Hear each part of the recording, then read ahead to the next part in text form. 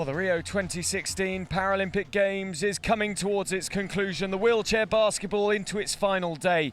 And it's a European battle for 7th versus 8th in the classification playoffs. Germany versus the Netherlands. In the women's section, these were two medalists. In the men's section, they're looking to get as high up the rankings as they can. Germany looking to finish 7th. It would be their worst finish since the 2000 games when they finished 8th, losing to Sweden. For the Netherlands, they're on the upward curve. They didn't qualify for the last two Paralympic Games in Beijing and in London, so 7th or 8th here for them would be a success. Both have the same win-loss record, 2 and 4, 2 wins, 4 losses. The Germans lost so narrowly in their quarter-final to the Spanish. Look where the Spanish are now. They're in the gold medal game against the USA. Neither team will want to lose this one today. European pride is at stake. A higher ranking in the world is at stake, which, you know, it does affect teams. It affects how they prepare for the next World Championships. It affects morale. It's a psychological boost.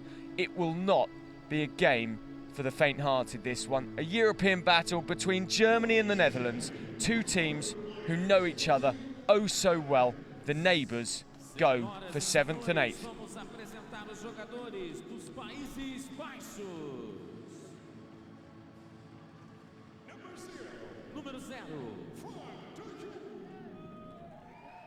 And here come the Netherlands. Frank de Jong, the number 0, 1-point player, aged 31. Robin Poggen is the number 1. He's had a good tournament from the team without setting the world on fire. Mark van der Kulen, the big number 2. Niemann, the number 4, is a 1.5-point player. Walter Kron, number 5, 36, one of the older players on the team.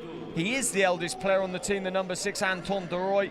8, Op den North. He's had a fairly average tournament, the 20-year-old, but a long way to go in his career. 10's Paul Toos. 11, Matthias Bellers, expect him to start. 12 is Gies Even.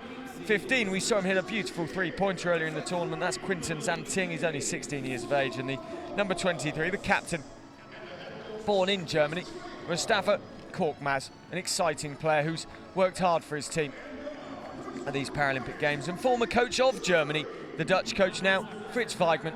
Here come the Germans. Number 4 is Bjorn Lohmann, the captain. 5 is youngster 18-year-old Nico Dreimler. 6, Matthias Heimbach. 7 is Christopher Uber. 8 is Andre Biernick, who will be a very good player for this team. 9 is Sebastian Magenheim. 10, Kai Moller. 11, the veteran Dirk Passewan. 12, the forward Alexander Haluski. 13 is Jan Haller, the 2-point player, 27-year-old, has played every game in the competition so far. 14 is Thomas Bommer, who has not had the competition I expected him to have, although he has gone on to average 19 points so far for the competition. There's Bommer, the number 14, and the veteran of this German team. 48-year-old Dirk Koller, just 4 games played, averaging 2.5 points. Their coach is a legend of wheelchair basketball. It's Nikolai Zeltinger, who coaches one of Europe's top clubs. We'll have the national anthems.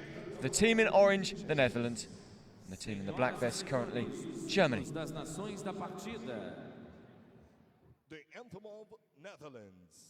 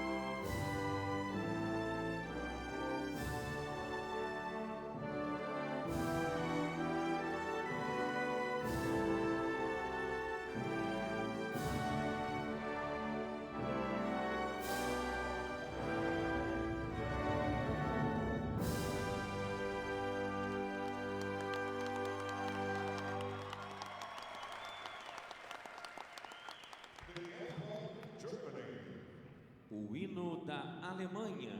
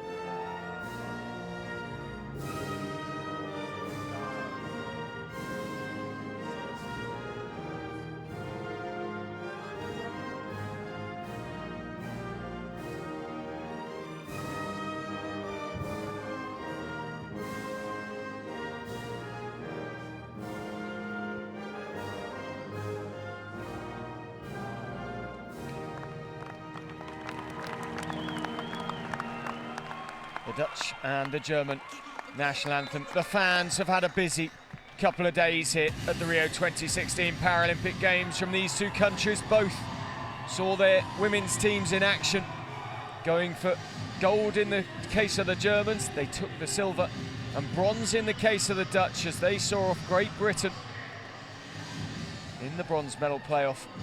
The fans will be tired, the players will be playing for pride. There are the Germans. Their lineup include 6 players from Lahn-Dill, coached by Nikolai Zeitlinger.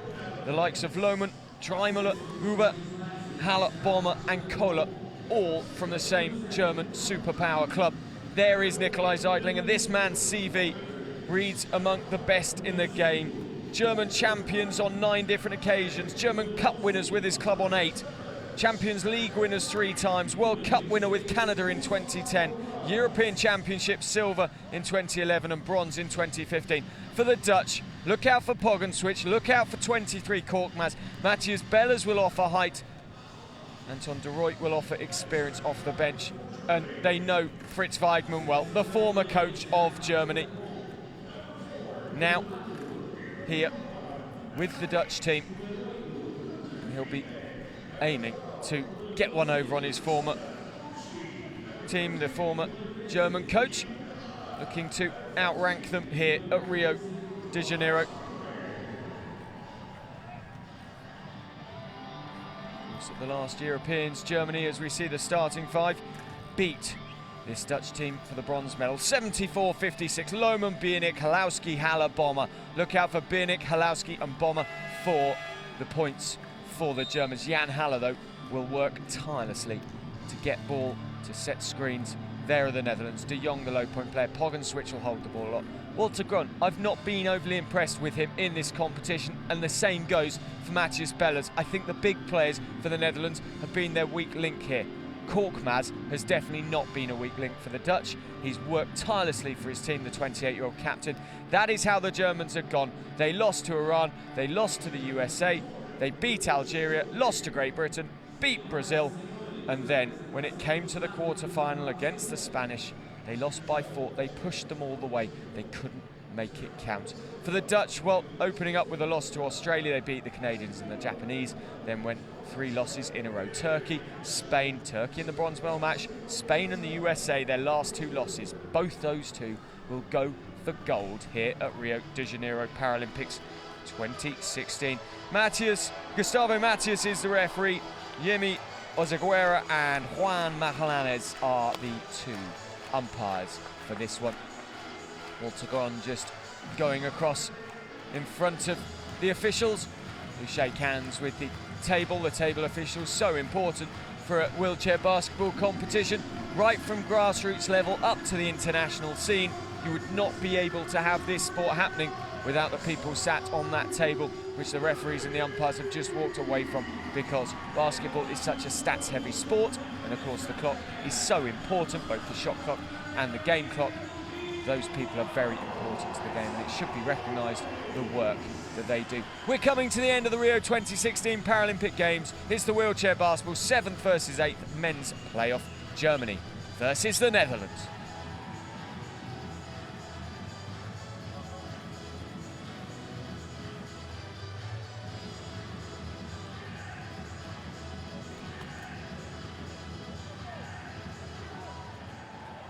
Halowski gets the tap. These 2 know each other oh so well. Years of experience playing against each other in international competition. The European neighbours. They'll play each other as well in European club competitions. Many of the Dutch players play away from their home nation. Bayers plays for Trier Dolphins, as does Frank de Jong. Another player to play in Germany is Newman, the number 4. He plays for Hanover. And the Netherlands take the earliest of leads. And it's that man, Korkmaz, who is another German-based player in his German club, BC Baskets, with Holger Glenicki, the head coach of the German women, who bowed out of international competition as a coach yesterday.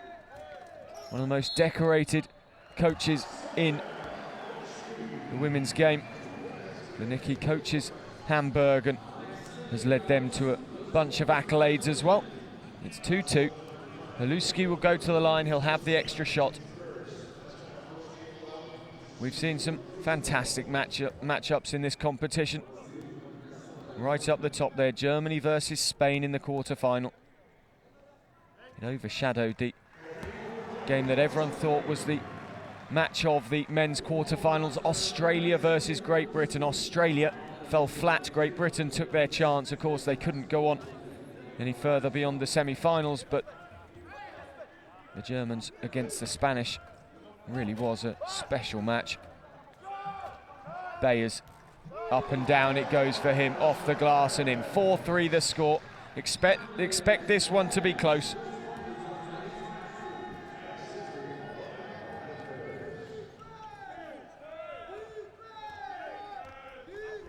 Bomber over to Biernick. Biernick, who currently has 11.7 points per game average for the competition. Jan Haller, up and away it comes. Great try by the two-pointer, 27 years of age. Jan Haller unable to affect the score on that occasion. And Korkmaz will try and do the same for the Dutch. He can't either.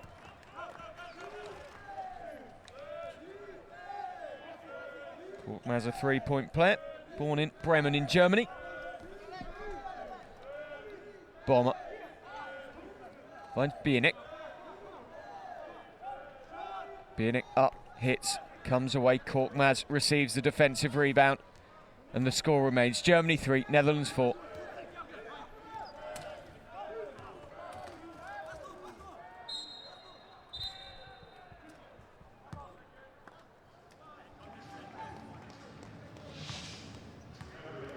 Bayers was waiting to shoot. Well, there was definitely a foul there.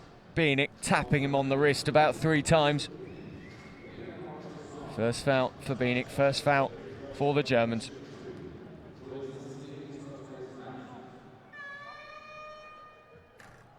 In and out.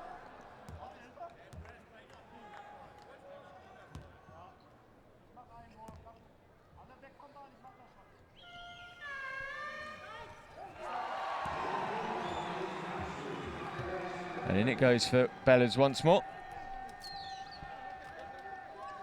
Partner of Lucy Howen. So there will be some silverware in the home of Matthijs Bellers after these Paralympic Games, as Howen picked up a bronze medal yesterday. After a good tournament for the Dutch women came in as a good call for probably joint favouritism alongside the USA, but in the end, there was only one favourite in the women's competition. The USA were magical. Up goes Korkmaz. He's been magical at times, but not achieved quite the level of play consistently that he would desire. Haller tries to keep him away from the Dutch defence. Haluski, and then patted away by Korkmaz. Look at the pace. Sorry, patted away by Pogenswich. Look at the pace of Korkmaz, up and doesn't go. And again, when you've done all that hard work, you need to put those points away. And Mustafa Korkmaz will be frustrated with himself. A man that speaks 4 different languages. Here goes Pogenswich. He's got pace. He's got power himself, born in Wiesbaden in Germany, and he can't put the basket away. And this is where the Dutch just let themselves down and have done throughout the tournament. They have, at times, played fantastically all around the court, but often their shot has let them down. Up and down it goes from Haluski, and the Germans make them pay. Well, Alexandra Haluski plays for the Thuringia Bulls in Germany. 5-5 the score. Bellers underneath the basket. Makes it count that time for 7-5. Paul Tosh waits to come on. Tosh, who is 30 years of age, a 4.5-point player. So he takes up 4.5 points of that 14-point total that each team is allowed across their 5 players. Timeout 1 to Germany. Coach Zoltlinger wants to have a chat with his team. It's a 2-point deficit for the Germans. Let's have a listen to what Nikolai's got to say.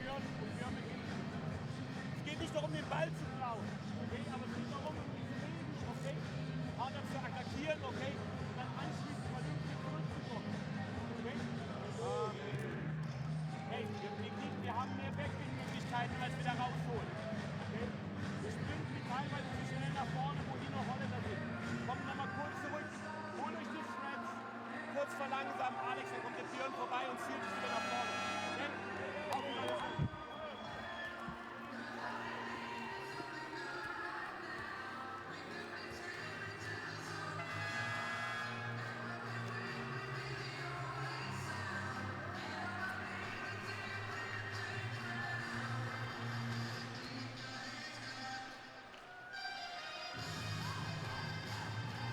And the Germans inbound the ball to restart after that timeout. A long way to go in this match yet. Andre Bienek, a threat from the three-point line, fades to go inside, gets over the three-point line.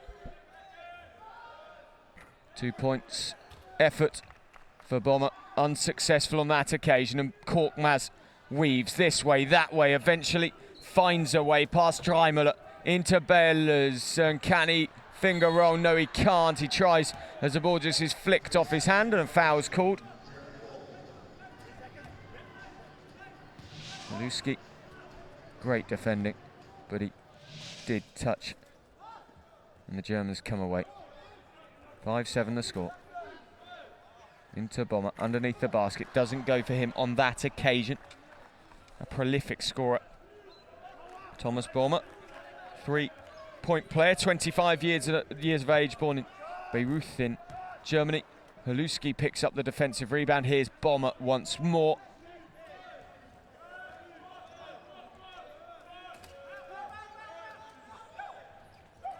Lovely pass, Bienek across to Haluski, and he drops the two. And that was sensible play by the Germans. They didn't rush, they moved the Dutch defences around. And then the 4.5-point player born in Minsk in Belarus. Serious knee injuries during his able-bodied basketball career led him to a career in wheelchair basketball, and anyone watching around the world who picked up an injury which stops them playing able-bodied sport, it is definitely a sport to look into.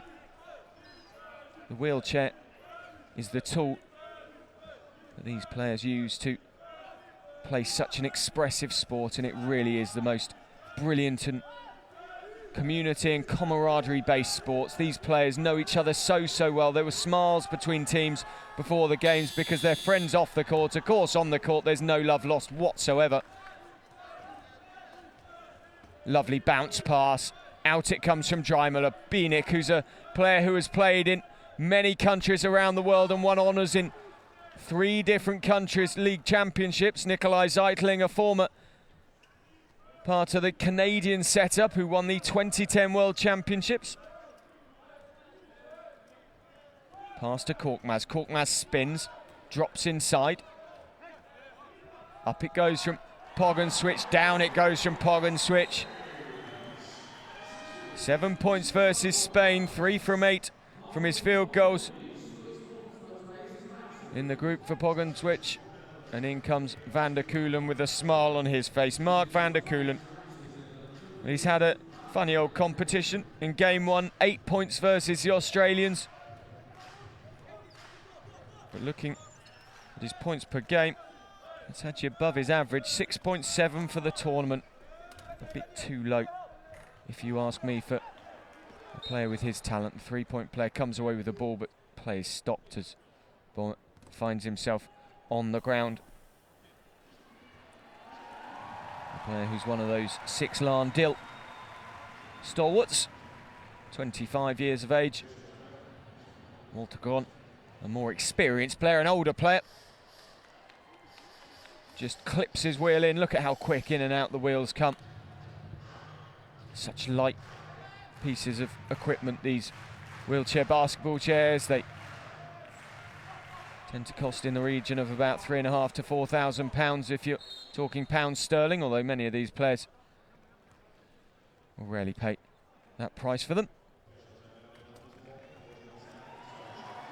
Walter Gron and Bienek just showing good sportsmanship. Korkmaz. Lovely inside play from Korkmaz, opens it up for De Jong, puts the shot up, and Haluski can offer the fast break for the Germans. Where's the support for Dreimler? It's coming from Bienek round the right-hand side. He can't get in the key though. Blocked off by Van der Keulen and Bears. Now it slows down. Dreimler Oh, it gives the opportunity to the Dutch, but Bienek clings on. Dreimüller once more. It's Bommer, in fact. Haluski up and down, and Germany now bring it back to 9 points apiece. The German fans really must be shattered. They had an emotional day yesterday as their team went for back-to-back golds in the women's competition. They failed to make it count and had to settle for silver.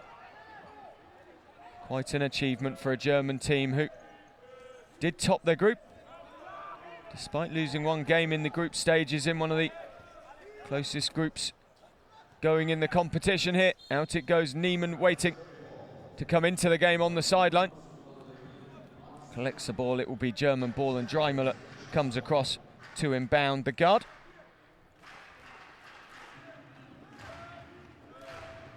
Still 18 years of age, Dreimüller turns 19 on the 10th of December. Bienek.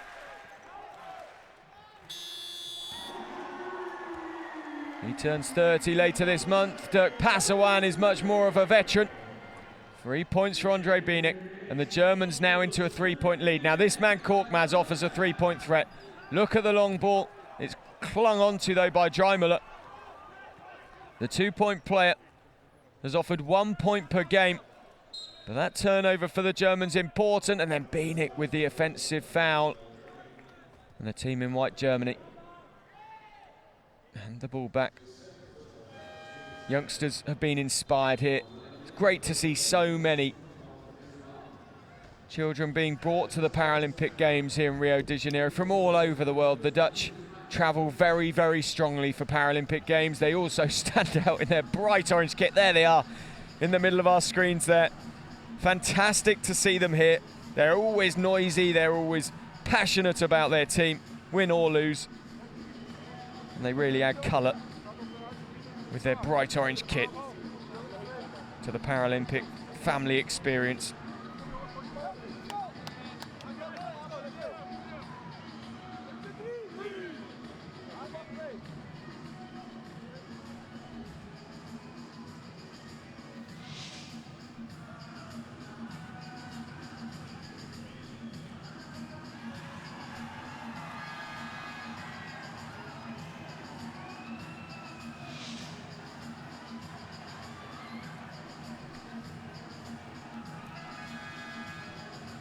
Well, getting your face on the big screen in the Rio Olympic Arena.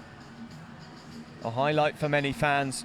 The wheelchair basketball has been a highlight for many as well for this 2016 Paralympic Games. A sport that grows and grows with every tournament.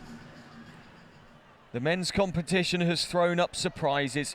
The Australians came here looking for another gold after losing out to the Canadians in London. They didn't get anywhere close. The Canadians finished 11th after finishing first in London. Their programme has fallen away with some major retirements, the likes of Joey Johnson, multiple medalists, multiple gold medalists. Patrick Anderson's gone as well, and the Canadians languishing now. A chance for the likes of the Netherlands to stake a claim on the world scene once more. A team who was so successful not too long ago, but have gone through a very quiet period in their history. Silver medalists back in 2000, losing to Canada. They finished 4th in 2004, the Dutch, and then fell away as retirements affected their squad for a couple of Paralympic Games. But the Germans, well, they've gone 5th and 6th in the last 3. They won't achieve that ranking here, but regularly in the sort of mid-range of competitions on the world stage, the Germans. Silver back in 1992 as the Netherlands in Barcelona took the gold. The USA were disqualified that year, and it handed the gold medal to the Netherlands. The USA, though, in Rio, go for gold once more.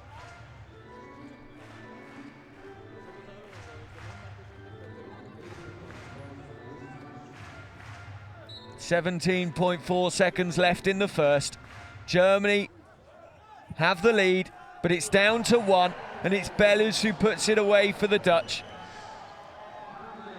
Bella's 7.8 points for the tournament on average, a 4.5 point player. The Dutch will be looking for him to be scoring more like 15 to 18 for the competition. And Germany, with Bommer, put it back to a 4-point game at the end of the first. Germany 15, Netherlands 11. There's confirmation of the score, and we'll be back with loads more action for the second quarter.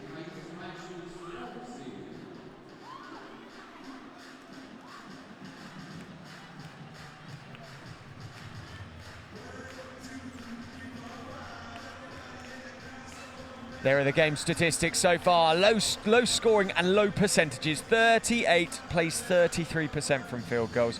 100% plays 50 from the free throws, but we've only had 3. Defensive rebounds, 9 apiece. It's going to be a close one, this one. Germany 15, Netherlands 11.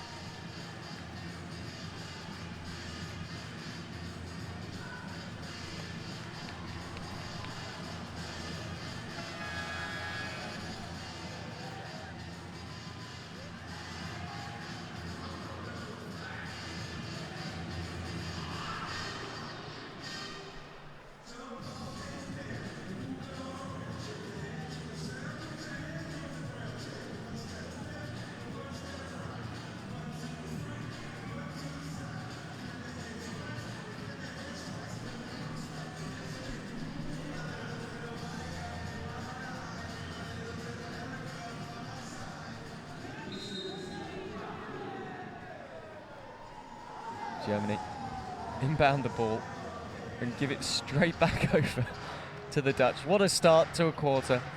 The clock hadn't even started. What a mistake. Pogonwich turns inside, gets into the keep. Only allowed 3 seconds in the keep before you either have to get out of there or put a shot up. A shot hitting the ring does restart that 3 seconds. Pogonwich waits to inbound the ball. Fouls 1-0 for the quarter, the Germans. It's against Dreimler. It goes towards Bayers. Bayers up and down it falls, and the Dutch start in the best of ways for the second quarter. 15-13 now the score.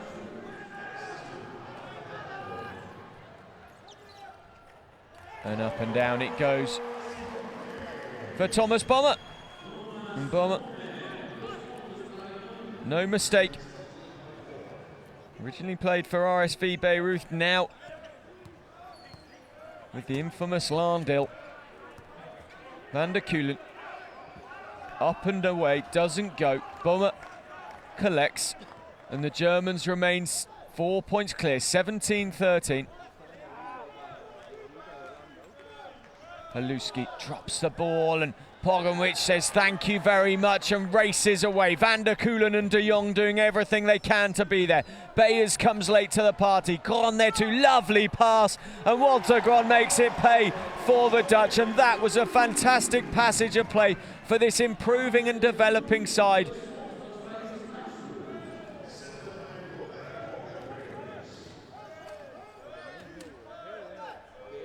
Turnout by the number 9 into the game, Sebastian Magenheim. Last time I saw him play, he got into foul trouble very, very early for the Germans. Bomber throws the ball off and seems to be hurt, and de Jong comes over to check he's okay. I think got poked in the eye. These players are tough. There's no play acting in wheelchair basketball. De Jong, well, totally accidental. He almost slapped him about the face.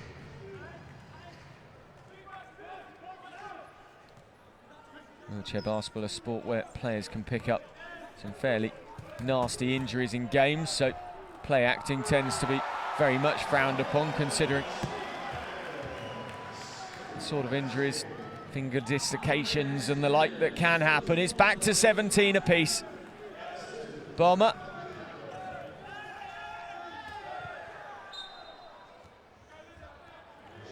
Back into the chair goes Magenheim. A couple of words shared between Magenheim and Van der Keulen. Van der Keulen, a player who plays for Mo in France, another of the internationally based Dutch players.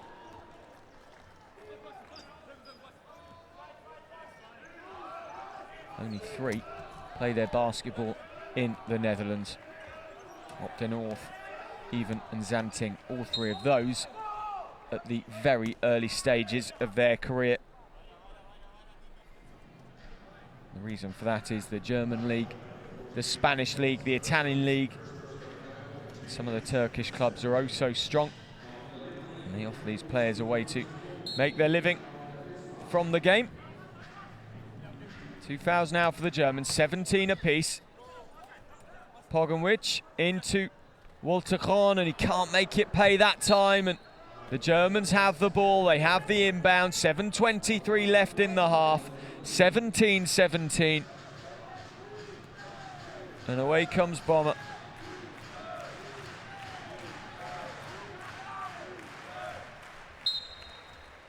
Now, play stopped, there's a foul called on the game. Interestingly, when you look at the German line-up and how their clubs compare to their country of origin, none of them play outside their home country. They're all German-based clubs that they play for, which tells you everything you need to know about the German league, one of the strongest in the world game. These players don't need to travel to play at the highest level. Lovely play from the Germans, and Bomber puts it away. 19-17, the Germans go back in front. It's going to be a topsy-turvy encounter, this one.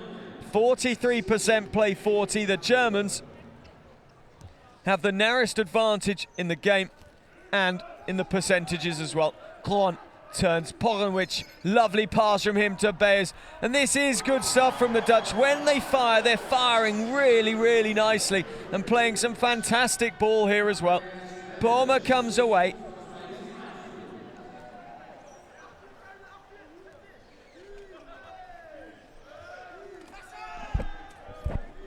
Bomber. Cross goes the pass to Dreimüller, the youngster. A Paralympics now under his belt. Plenty more to come from him, no doubt. Bomber can't get the long effort to fall, and Van der Keulen flips out of his chair, gets the foul call. And he's asking, I think, either he's injured or he's asking for it to be called unsporting. He's engrossed in the game. Can't take his eyes off it. Don't worry. Van der Keulen will be absolutely fine. Falling out of the chair is something these players are used to. Trust me, it hurts. Hitting the court, travelling at that speed will hurt. Van der Keulen will know about it, but he'll be absolutely fine. These players are so used to falling out. It's something they do on a day-to-day basis in training and in games. Nikolai Zeitling will have a chat to his team, and let's have a listen in to one of the top coaches in the world game.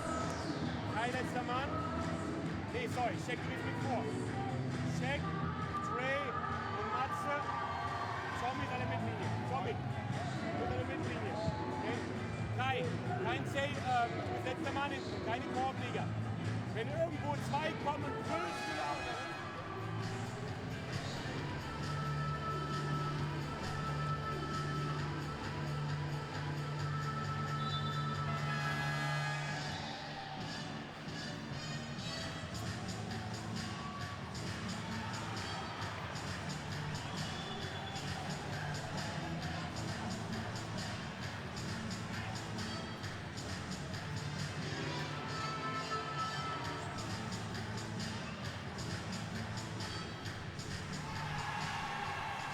Well, the Brazilian teams both went out to the competition in the quarter-finals, but they really did their country proud, and it's meant that the fans locally have fallen in love with this game. They've got their new heroes, Marquinhos, Vivi, and men and women's player, respectively. The likes of Claire Jessica Santana for the women. All players who have really lit up the Brazilian fans and allowed them to fall in love with the game of wheelchair basketball. Away comes Pogovic. In it goes to van der Keulen. European wheelchair basketball having a rich run of form at the moment. Turkey, Great Britain, and the Spanish all in the top 4 here in the Paralympic Games. In the women's section, they got 3 of the top 4 as well. And these two playing off for 7th versus 8th. European basketball is at the top level currently. It really is doing well for itself. Bayers comes forward. Pogovic gets in the middle. Back it goes to Gron. In fact, it's van der Keulen. Gron waits in the paint. Van der Keulen out to Pogovic. He looks for the long 2 from low down, and it won't go this time, and it's easy enough. Easy pickings for the number 10 for Germany, Kai Muller, 3-point player. Beinig trying to call the play. Doesn't want to inbound the ball until he feels the team are ready.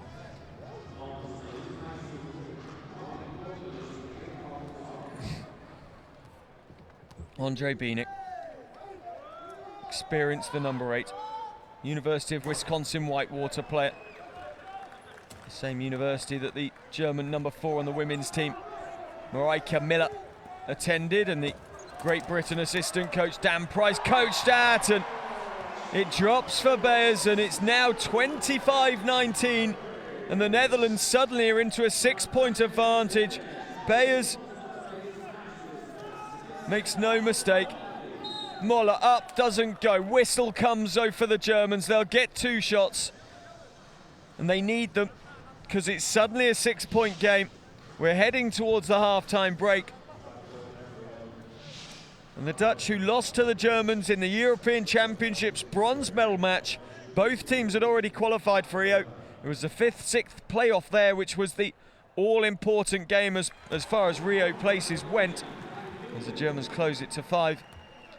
That was Spain versus Italy, and the Spanish stole the spot in Rio and then shone here to go for gold.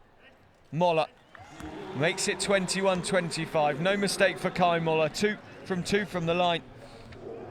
And the Germans from their free throws currently are hitting 100% with 3 from 3. The other one coming from Haluski. Pogovic, no mistake from him. Beautiful technique from Pogovic, the number 1. He's played under 8 minutes in the game so far. He's 3 from 6 from the floor, and he has 6 points personal to his name, and the Dutch have that as a lead. Beinig, what pace, what power, what precision when it came to the shot, and Zeitlinger loves that. 23-27. Frank de Jong is helped back into his chair by Pogovic. The low-point player returns to offensive action for the Dutch.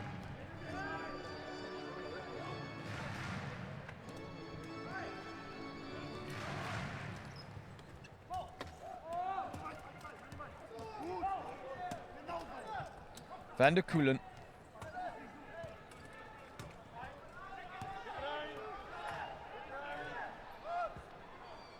Misses everything.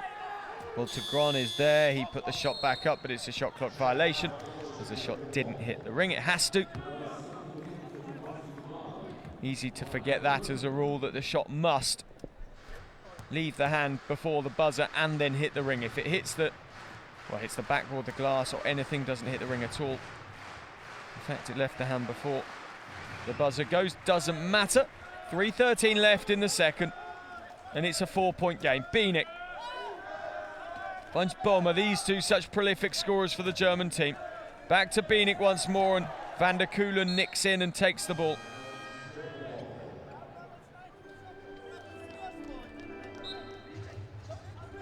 This Dutch team, as Korkmaz returns, went out the competition to the USA in the quarterfinals 70-37.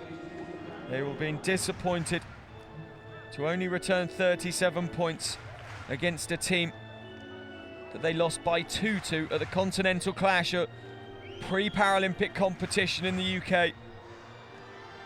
For the Germans, 70-66. Well, what's more painful?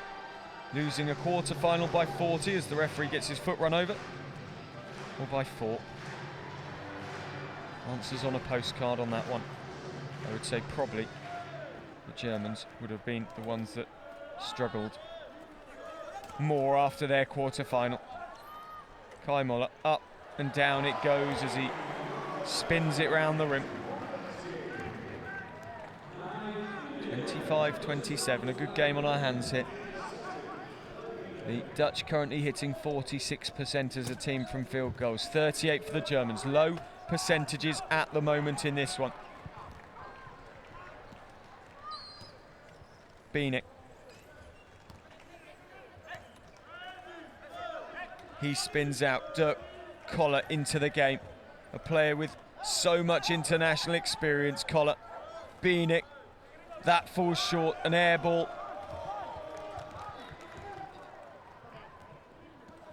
Pogonwich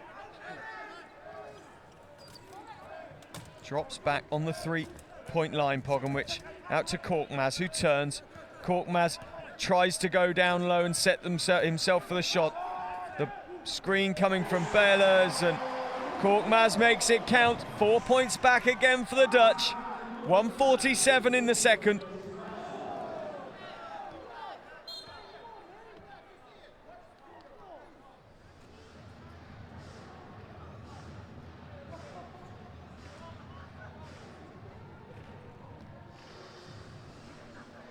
Korkmaz just flips himself back into the chair as the game stops.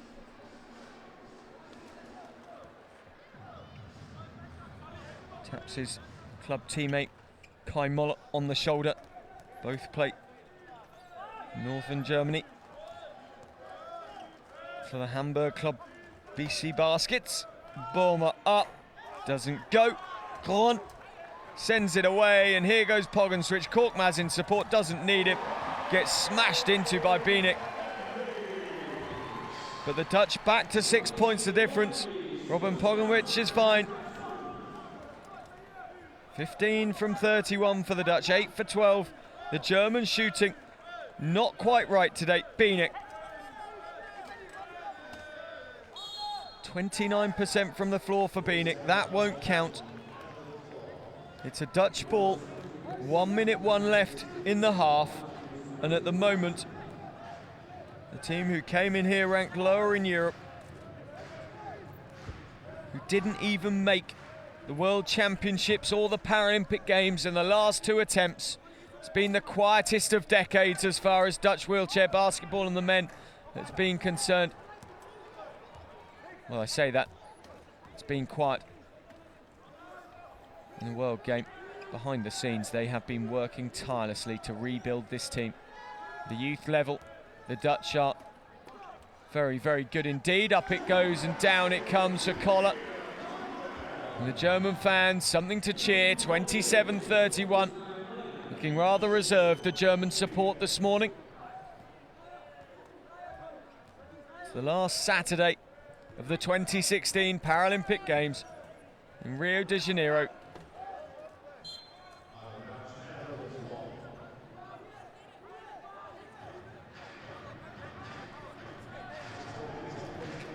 .8 seconds left in the half.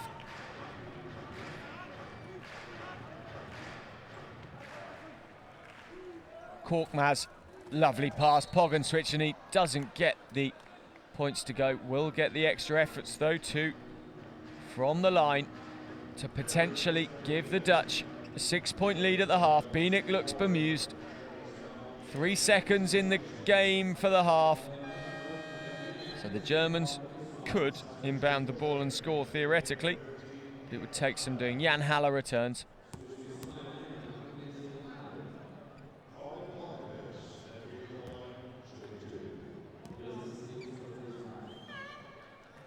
Pogonwich, nothing there on that occasion. There's a German water bottle on the court.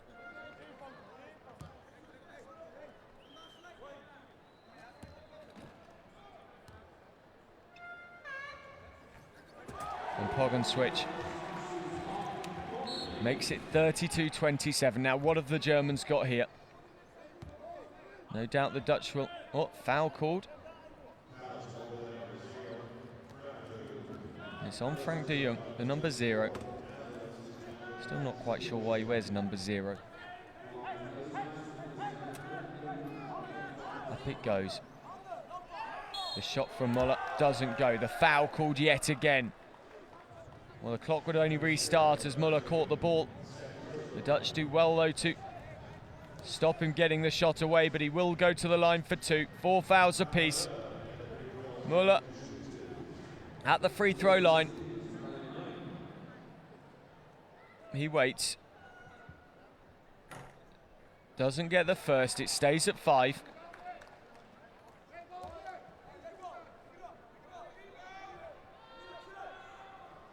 Gets the second. It's a 4-point game, 1.2 left in the second quarter. The Netherlands have the 4-point lead. Korkmaz will not take the effort at the end of the second quarter. And that was a strong first half from both teams. The score at the end of it in the 7th-8th classification playoff. Germany 28, the Netherlands 32, with still 2 quarters to come. But the Dutch have a 4-point lead.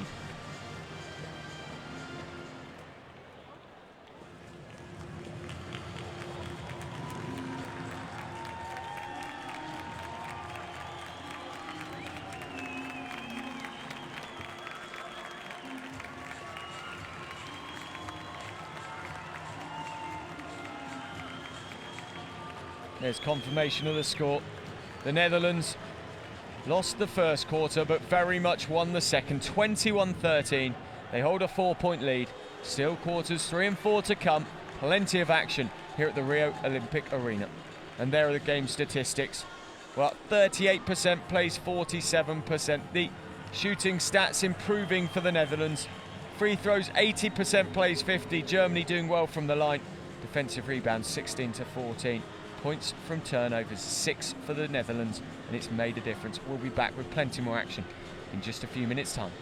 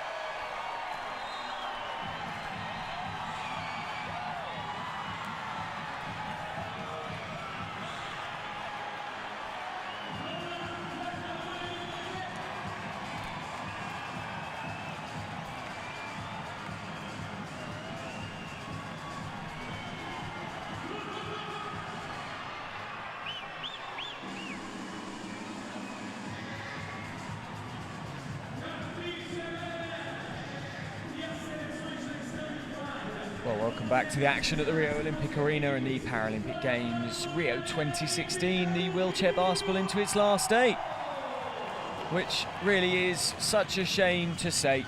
Tokyo 2020 will be the next time wheelchair basketball will grace the Paralympic stage. Don't worry, there's plenty more wheelchair basketball all around the world going on. If you're interested, check it out, have a look. Search for wheelchair basketball on the internet and I'm sure you'll find games going on near you. Germany 28, Netherlands 32. This one, lots more action to come. It's 7th versus 8th place playoff, classifying these two for world rankings. The neighbours do battle for one spot's difference at the 2016 Paralympic Games. We'll be back with all the action for the third quarter in moments' time.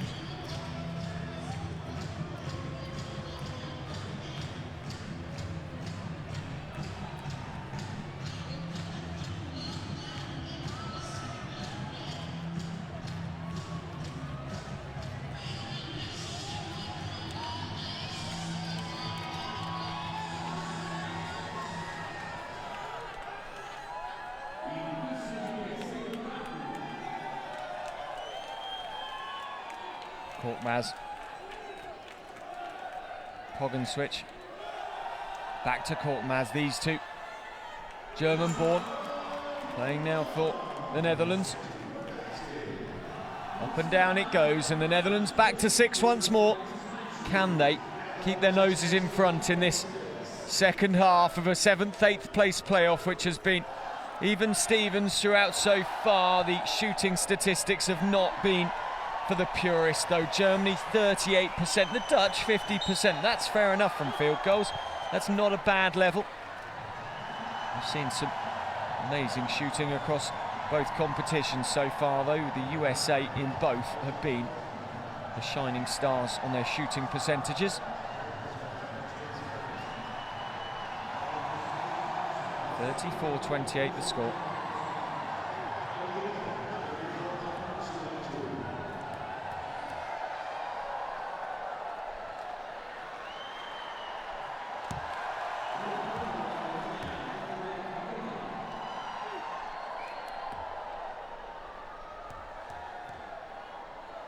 Bienek waits to bring it back to 4 and does. Andre Bienek, what super shooting from him.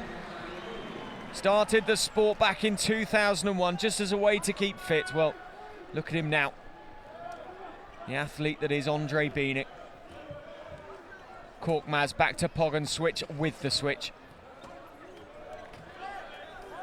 Loop ball into Bayers, but it clips the glass and the pass went astray.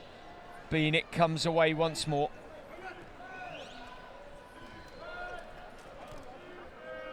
Bomber. Haluski. Bomber. Up and out it comes. Poggenwisch breaks down the right-hand side.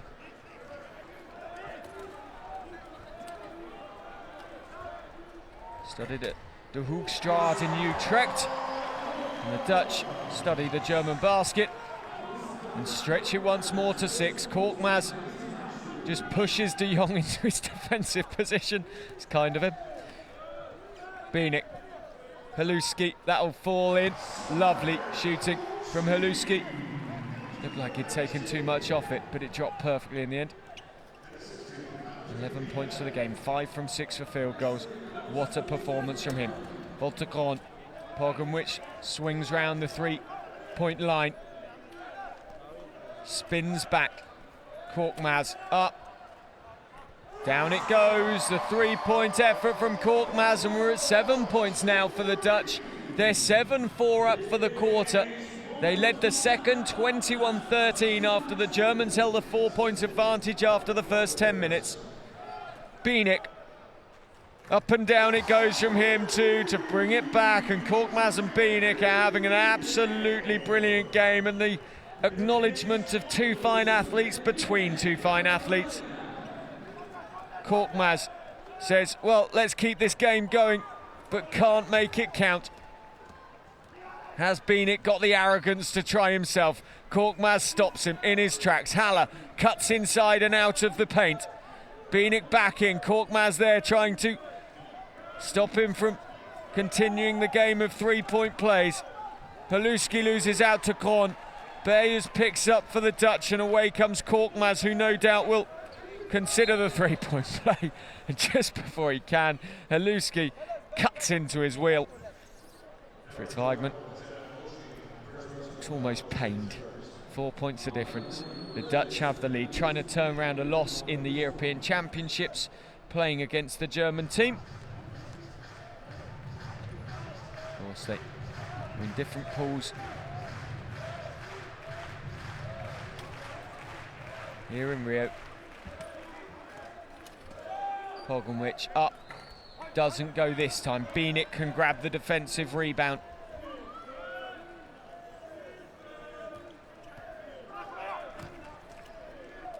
Andre Bieniek. International debut back in 2007. That won't fall for him. 9 years worth of experience. Started his time for the Germans in the European Championships of that year, which took place in Wetzlar, the hometown of that man's club, Nikolai Zeitlinger, the home of Lahn-Dill, in the middle of Germany near Cologne. Pogonwich, De Jong and Korkmaz moving this German defence, although they sit and watch the run from the Dutch play. Korkmaz inside, finds Pogonwich, lovely passing, opens up the De Jong shot from low. And Walter Gron is out of his chair, the 2.5 point player. Spinal cord injury, nicknamed Wally.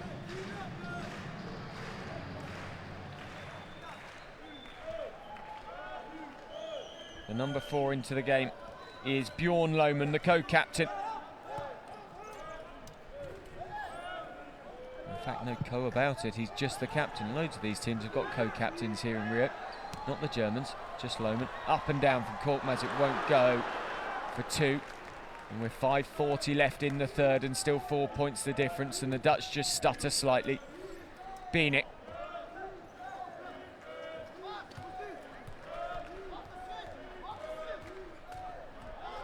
Good defence from the Dutch here. Bieniek eventually gets out. Haller with the shot clock failing on him. And Grun can take the defensive rebound.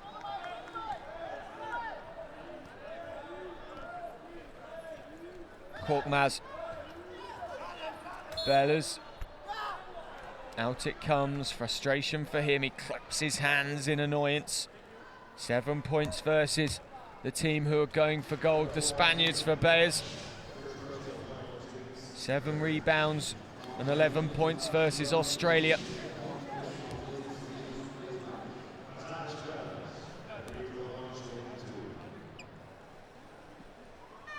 Originates from Overdinkel in the Netherlands. Both the Dutch and the German fans today, they just look reserved. These classification games are so difficult for the players and the fans alike, because really, truth be told, it's not the game they would have wanted on the last day. They all came here to play in the medal matches. It wasn't to be for these two this year. The fans and the players have to regroup and get themselves back up for the game. Oh, the defensive rebound from Bellers under the basket. He was lying on the floor. He risked the Germans coming in over the top of him. He caught the ball. The game stopped as it became dangerous for Bellers, but he takes a defensive rebound for his team. The Dutch remain 5 points in the clear of the Germans here.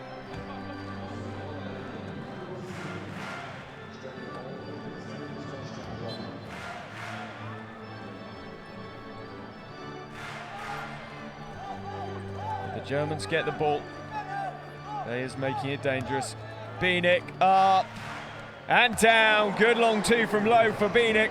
And we're back to 3 points and 4.5 minutes just over to go in the third. This one's going to go all the way. That time Bella's in a much more orthodox position for him. Pings away for him. Pogonwich knows the ball is going the Dutch way and will take the ball from the sideline instead of keeping it in open play. Nikolai Zeitlinger looking frustrated currently. What have his team got to do to get back in front? Coaches both wheelchair basketball and able-bodied basketball. The Wetzlar Turtlenecks. He's coached since 2006. Was appointed senior national coach in November of 2010. So soon to celebrate 6 years in charge. Continues after the Rio Games. German fans have more to cheer as they're back within one, and Bienik heads over to the bench. The timeout called, the towels passed around. It's Germany 39, Netherlands 40.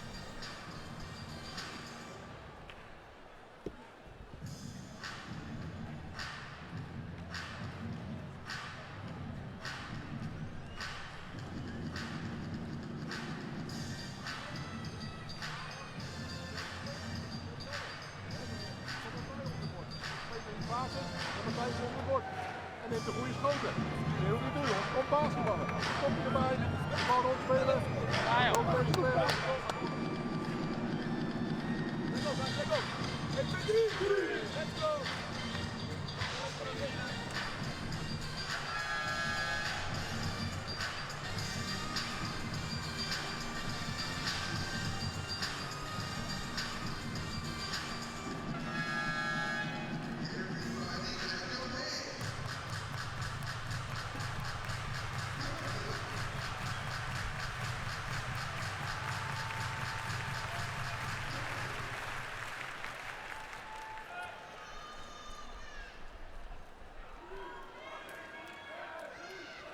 The switch from the Dutch, they're a point ahead. Korkmaz up and down for the 28-year-old. And again, the Dutch just edging clear by 3. They've got to control this if they want the win. Germany, you feel, are looming large. Germany are playing a patient game of basketball here. Haller. Haluski won't be ruffled at all.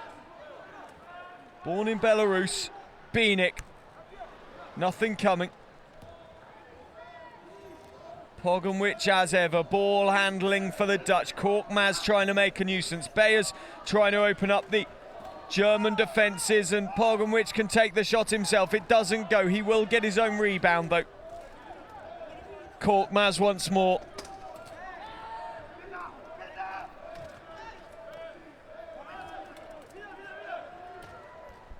Up and down for 2 off the glass. 39-44, 2:50 left in the third. Team statistics, Germany still just 38% from the floor. For the Dutch, 45%, 19 of 42 have gone down successful for them.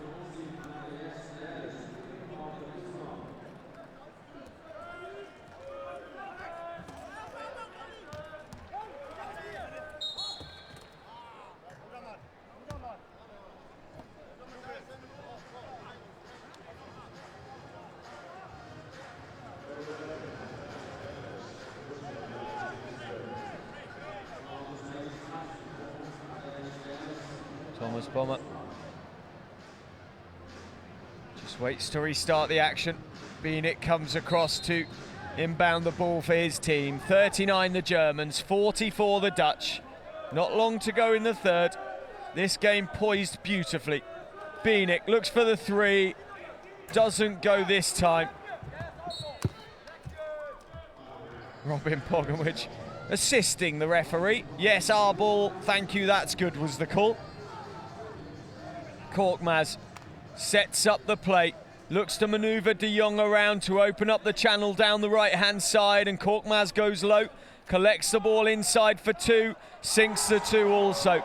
And the Dutch now have a 7-point lead, and the Germans need to keep it there or lower, because otherwise Mustafa Korkmaz and co could stretch away in the fourth quarter. Boehmer, Haller, Haluski struggling against this Dutch defence to get in the paint to make an impact. Look at De Jong, he's just sitting there controlling the action. Haluski, pressure on the 2, it doesn't go, and that was super defence from the low pointer. de Jong, Frank de Jong of the Netherlands, just a 1-point player, takes up 1 point of the 14 that the Dutch are permitted on court with their 5 players. He spins around the back of Pogoncic, who looks for the 2 to go 9 clear. It won't this time. Haluski gets the defensive. Bienik comes away. Borma over halfway now for the team in white, the Germans. Bienik in over Korkmaz. Offensive foul called. He looks around at the referee in annoyance and will go out the game. I think, no, he doesn't use. Pretending to, no, he will now. Passawan returns to action in this Paralympics, and Matthäus Heimbach also. Passawan, a legend of the game, 4.5-point player, 39 years of age, called out by Patrick Anderson, who that man used to coach, as one of the players to watch here at the Rio Games. Anderson, of course, retired now. Probably the greatest player to ever play the game. In fact, is there any probably about it? How far he took the Canadians in his time. Passawan, a dangerous outside shooter. Doesn't go this time. De Jong bounces off his shoulder and away come the Dutch once more, and it's a 9-point difference. If this goes for Korkmaz, he cuts inside, he could make it 11. Back to Pogoncic, into Gon. Good defending by Bomber. It's gonna fall away, and Passawan under pressure from Beres. And the Germans now.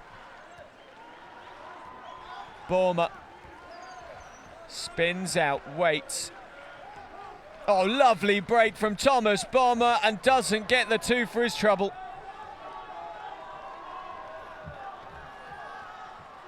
Korkmaz, can he add as the whistle goes?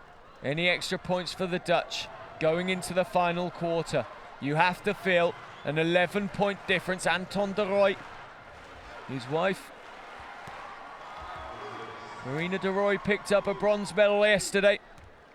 You have to feel for the Dutch here that these 2 baskets could be incredibly important, because it could mean an 11-point difference with a quarter to play. Out of action go the Great Britain team in the background to prepare to play for bronze. Beres gets the second. It's 10 points the difference. It's 9.1 to go. We're going to have a timeout in the 3rd quarter. The Dutch are in the ascendancy by 10. You can see the Dutch women in the background. Corina de Rooij, 3rd from the right, watching on as her husband tries to snatch 7th from the Germans.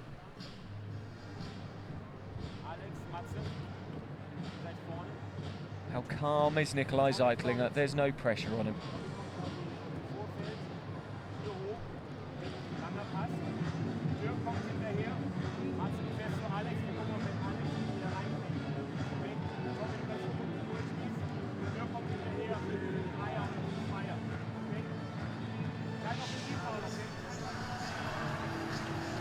Korkmaz has had a tournament to remember. Andre Bienik, though, matching him from the 3-point efforts. Back come the Dutch, ready to defend. Pogoncic pushing up, splitting the defence, trying to press the Germans here. They break it immediately with Haluski. Out goes Borma. Haluski, just the 4 German attackers in play. Korkmaz won't get it away, and at the end of the 3rd, it's been a super quarter for the Netherlands. 17-11 for that 10 minutes, and it means they have a lead of 10. The score, Germany 39, the Netherlands 49.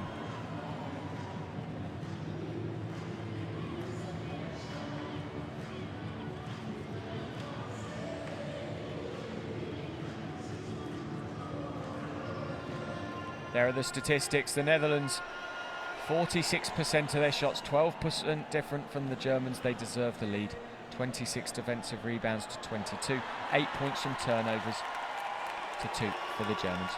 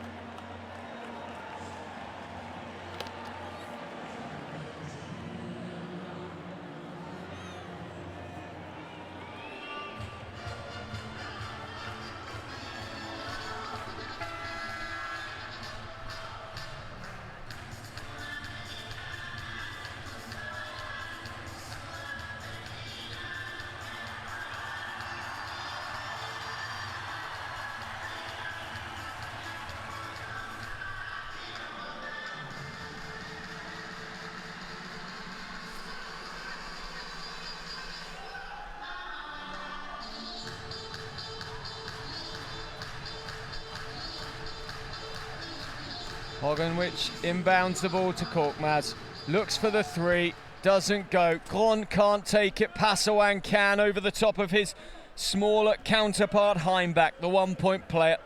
Bomber. Here is Heimbach now.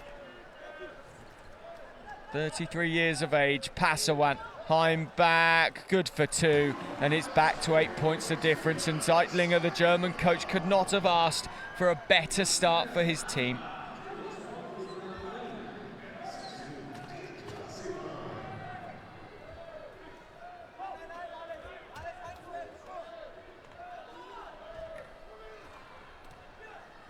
Up and down it comes.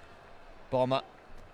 Averaged 22 points per game in the European Championships here in Rio.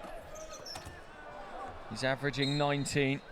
Consistent. Haluski unable to get the points on that occasion. 15 for the game for him. 45% of his field goals successful in the tournament.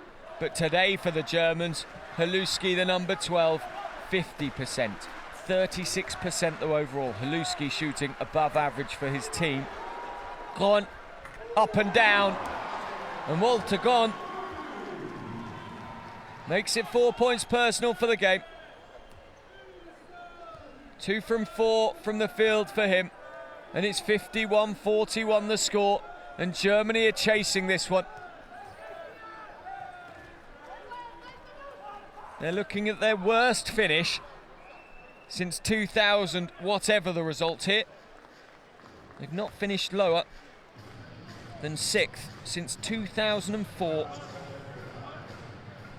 2000 they were 8th against the Swedes, 5th in 2004, beating the Italians. They beat Israel for 5th spot in 2008 and lost to the Spaniards in the 5th, 6th playoff back in 2012. And at the moment, on Alexandra Haluski and co are staring at 8th place.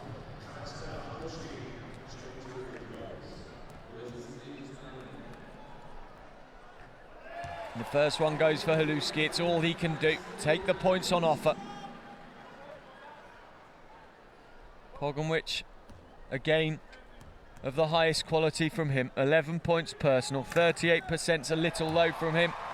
He's hit 50% of his free throws, but 12 assists and 5 rebounds.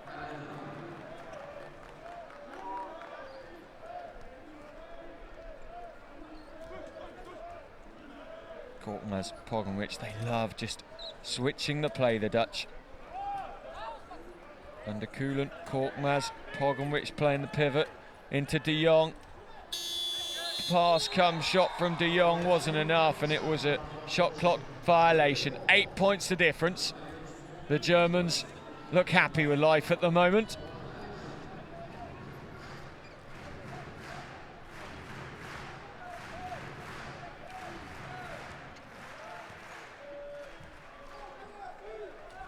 Passawan. Pogonwich.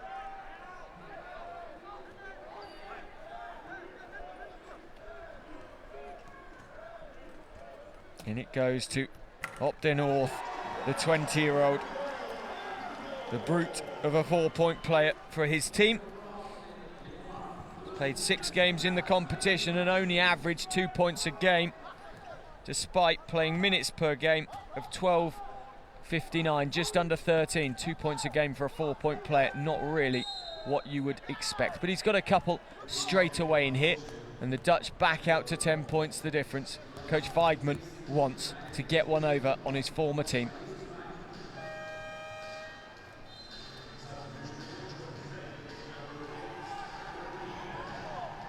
Back in comes Andre Bienik. What can he do to make the difference? Idolises Jeremy Larday, the former US star. Larday, Paralympian. And no doubt be keeping an eye on the gold medal match as the USA go for gold. Korkmaz. Passawan. Huge offensive foul, Dirk Passawan. That was almost an assault. He may shake his head, but that was one of the most blatant fouls of the competition, and you feel that the Germans in the crowd know that their team are too far away here to make an impact. The Dutch surely can control this game for the last 6:55. The switch once more, Korkmaz and de Jong trying to open up the lanes for their team. Korkmaz gets round, Pogenwich, Op den North gets in the key, has to come back out. Korkmaz not able to get the shot away. There's the pass to Op den North, but it was a poor one and Haluski just gobbled up the turnover. Bienik blocks 2-0 for the Germans.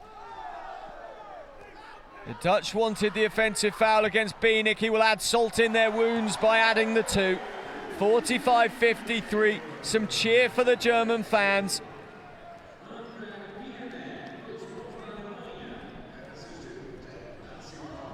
Pogenwich, Korkmaz.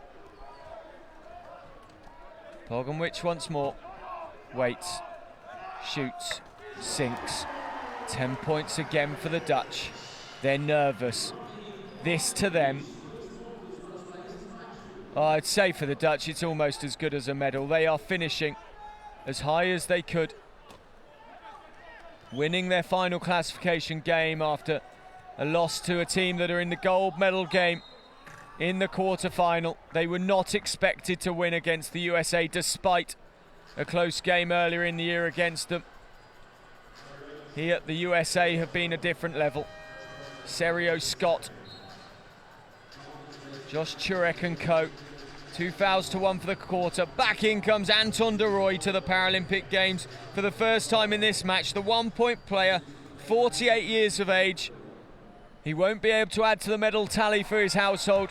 His wife Karina has a couple of bronzes from the last 2 Paralympic Games.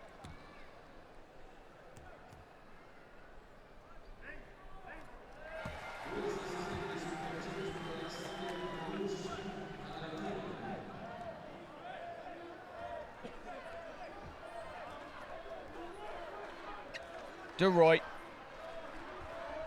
former motorcyclist.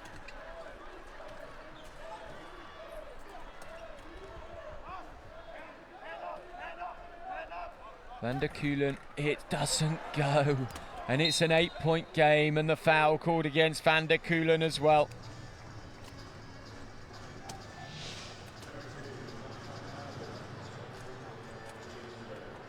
Haluski will thank Van der Keulen for that one, no doubt. They jostle for position. Pogenwich, Passoan, Haluski and Van der Keulen. Bienik blocking Van der Keulen in. The point of this is to keep the Dutch defence quiet, keep Van der Keulen out of the play. He's trying to edge his way around Haluski and Bienik, but Bienik's got the chair position. Like a technical game of bumper cars. Now they go. Bienik will look to keep Van der Keulen out, and then he races forward, and the Germans for a second had the 5-on-4. They don't anymore, and Pogenwich gets the steal, and here goes Korkmaz. This could bring it back to 10 points the difference. Korkmaz has missed it. Can you believe it? You would have put your mortgage on Korkmaz to put that one away, but he can't. And Bienik cannot add the 3. Passoan, though, has so much experience, and he gets almost rugby tackled by Van der Keulen. The veteran smiles to himself. 39 years of age, Dirk Passoan. Well, tipped out backwards by Van der Keulen, who did break his fall somewhat. Second at the European Championships in 2011. Recently out of the game for 4 months. Dirk Passoan on sportsmanlike foul called with a broken hand. Originates from Trier, where he plays for his home club, the Trier Dolphins. And he brings it back to 6, and if you wanted a player at the line at this time in the game as Grun and Bella's return, it would have been that man Passoan.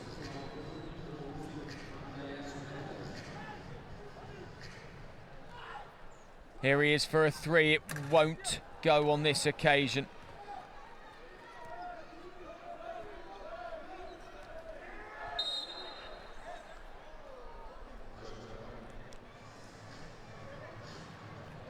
Whistle goes, 4:37 left to play. 6 points the difference.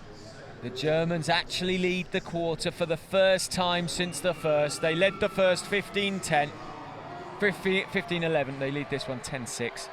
Pogonwich once more. Commercial economics and marketing student finds Walter Gon, the 36-year-old, and Bieniek can turn away for the Germans. Korkmaz goes in search. Bieniek, out it comes, and well kept in play. Passawan, great chair skills by him to stay within the court. Bieniek, Haluski, he's had an unusual game today, Haluski. Korkmaz, what a pass, what a pass from Korkmaz, and Pogonwich puts it down for the Dutch.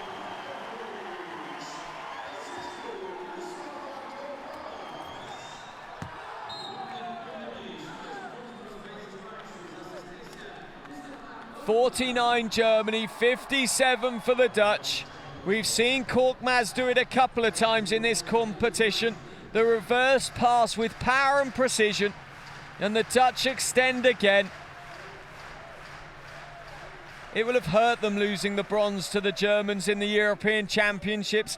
It will have hurt them not qualifying for a world major in the last 4 competitions. They missed 2012, they missed 2008 for the Paralympics.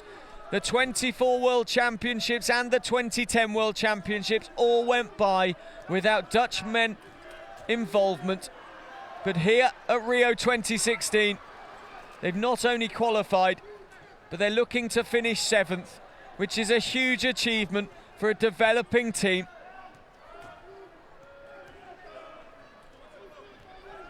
The pride in both these nations' programmes is immense as Pogonwich accidentally heads the ball back into Haluski.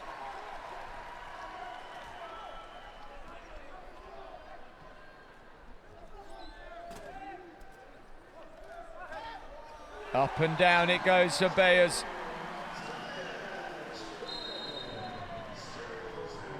And look at what it means to Pogonwich, wheeling down court, throwing his arms in the air. The assistant coach Mustafa Yabari comes onto the court, the former Dutch international. Timeouts left. Well, I think we may have a few more because the Dutch have 2 to come and this man Nicolai has 1. The Germans need to make up 10 points in 2:45 if they want to grab 7th off the Dutch.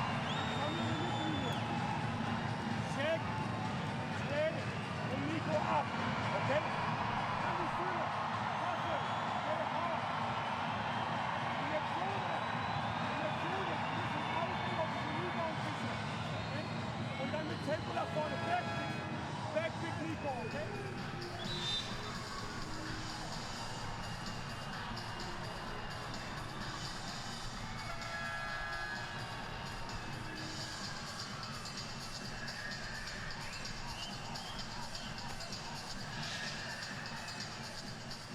15 points, 14 assists for Pogonwich, 3 steals, 1 turnover, and also 6 rebounds.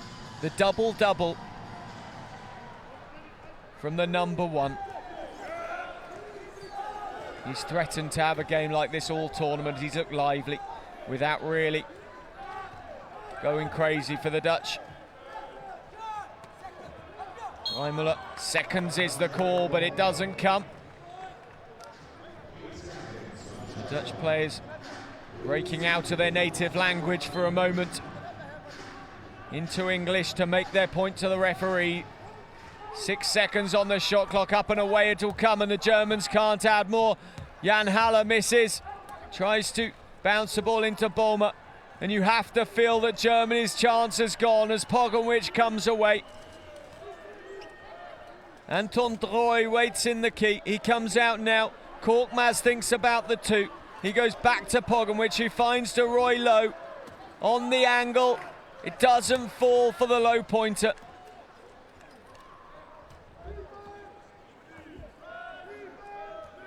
Bieniek to the left-hand side. Back to Boehmer. Inside with the fake. Spins. Bieniek off balance. Puts a shot up. It won't go. The whistle on the play though. And Bieniek will have to. 1:38 left in the match. Andre Bieniek will go to the line to potentially bring it back to 8 points the difference. The German fans do not look happy in the Rio Olympic arena.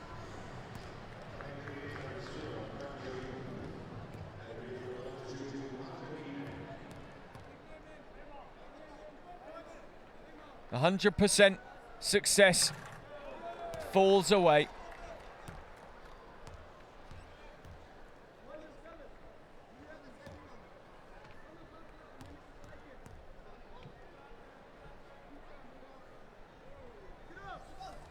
Bieniek makes it count with the second. 50-59, the Germans low scoring today. 50 is not really enough to win a men's level wheelchair basketball match. We found that equally in this tournament as the women's competition raised the bar. One semi-final finished in the women's 78-89. Well, that is a score that a lot of these players in the men's competition would be proud of. The men's game often just a little bit higher scoring, but not necessarily here in Rio 2016. The Dutch won't care how high scoring they are as long as they have one more point than Germany in the next 1 minute 33 on their side of the scoreboard. Pogačević.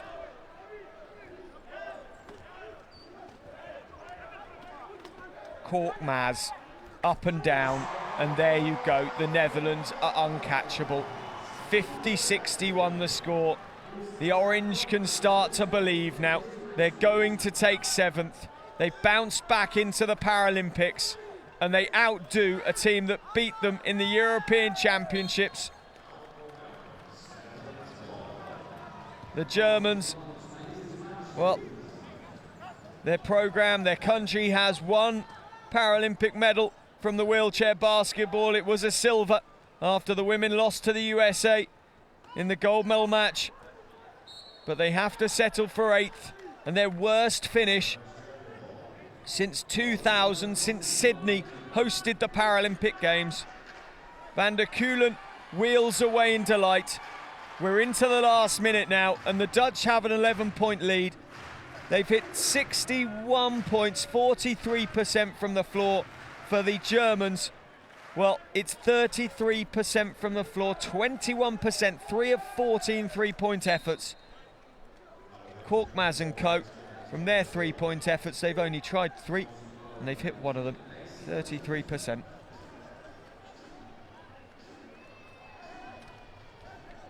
Haller, Boehmer. Korkmaz looks to go. Cuts back inside Boehmer. Haller, live wire Korkmaz. Pogačević eating up the clock. He will use all of this 11 seconds. The Germans know it's game, set and match for the Dutch. They won't like it, but they haven't got a choice. Korkmaz goes for the long effort. It doesn't fall as the buzzer sounds to signal the end of the 24. Coach Weigmann has done it. He's outranked his former team. The Germans accept defeat with seconds remaining. The two teams shake hands.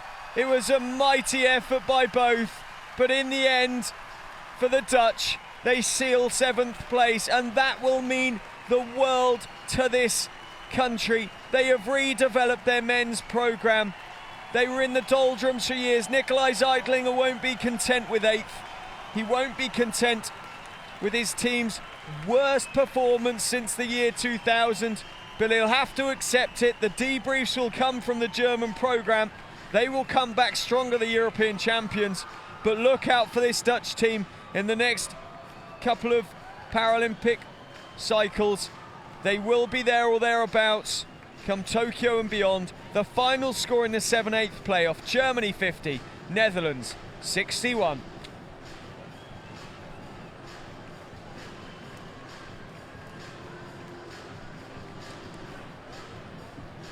and the game statistics.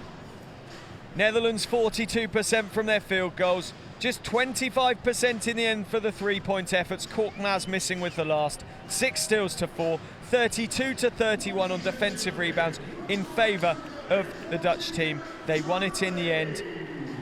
Well, he's getting comfort from his blanket, and the Dutch get comfort from the performance.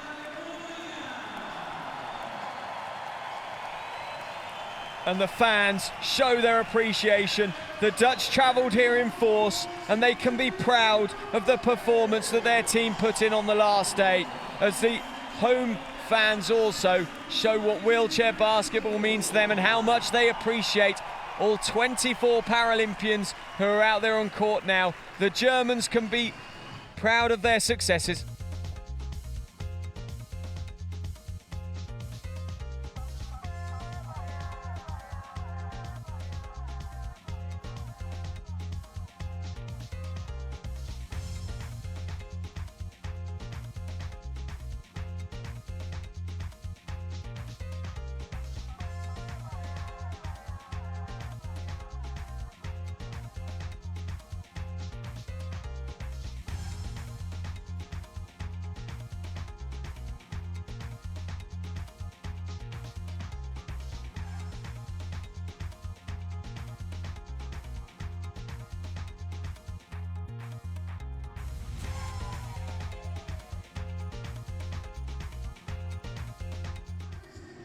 Well, the clash of the Europeans for 7th and 8th in the men's section at the Rio 2016 Paralympic Games comes to an end, and it's the Netherlands who go home cheering the loudest. Netherlands 61, Germany 50.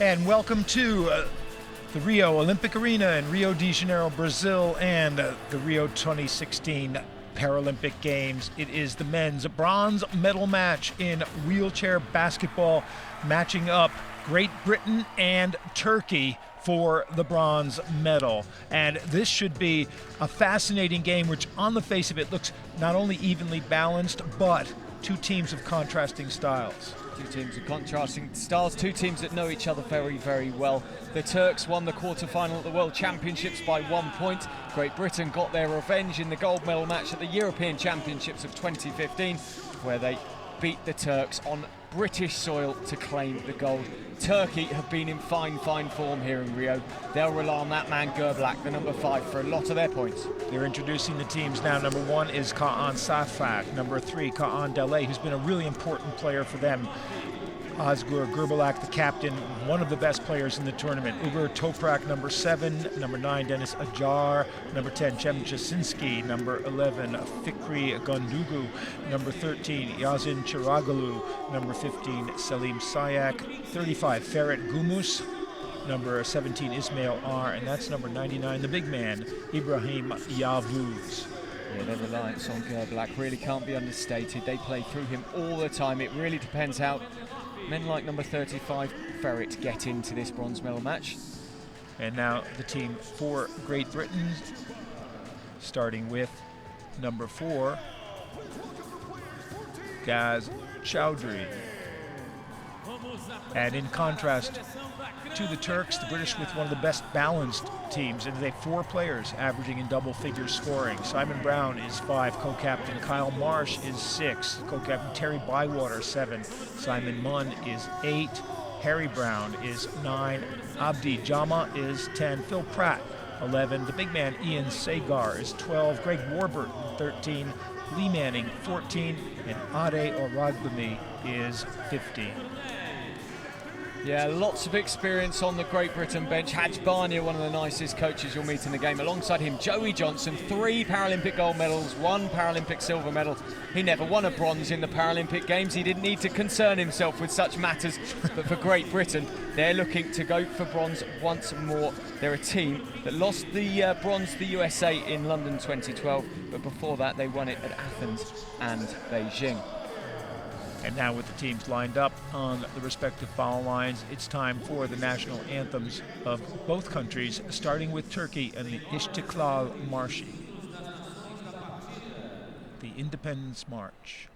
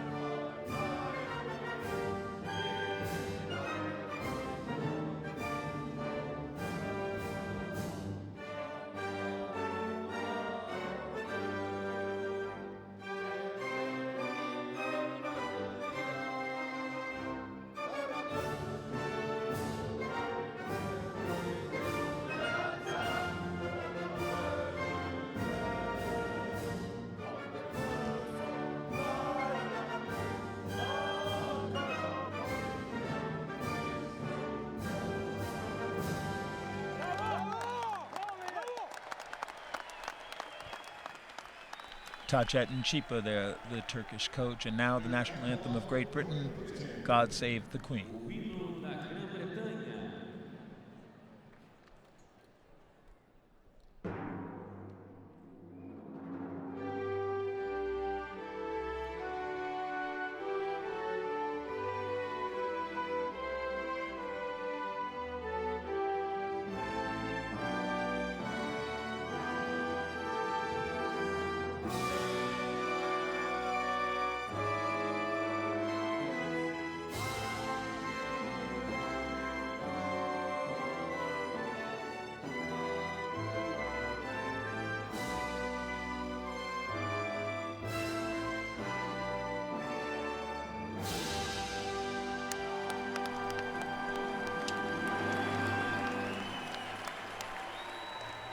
good contingents of fans from both countries in the stands opposite. You can see the Turkish flags on the left and the British flags on the right there in the lower tier of the stands. The players, coaches, and officials exchange gifts on court, pins and flags from the national federations, the usual gifts. And here's the team from Great Britain. As I said, the most balanced scoring team outside the United States, with 4 players in double figures and 28 points per game off the bench. You pick out number 8, Simon Munn, in his 7th and potentially last Paralympic Games. He'll be in search of another bronze. Terry Bywater, 5 games and going for bronze once more. But Phil Pratt's so exciting. Haj Barniat works very hard with the youngster Pratt to make sure he is such an influential player for this team. He's such an exciting player for the future, but it's all about today and it's all about now for Great Britain. And a nice mix of youth and age for Britain. And for Turkey, well, it's kind of the opposite story. They really depend on Gerbilak, and when they lost to the US in the semi-final, the key for them was taking Gerbilak out of the game. As you mentioned, a big player for them has been Ferit Gumus, who uses the name Ferit on his jersey.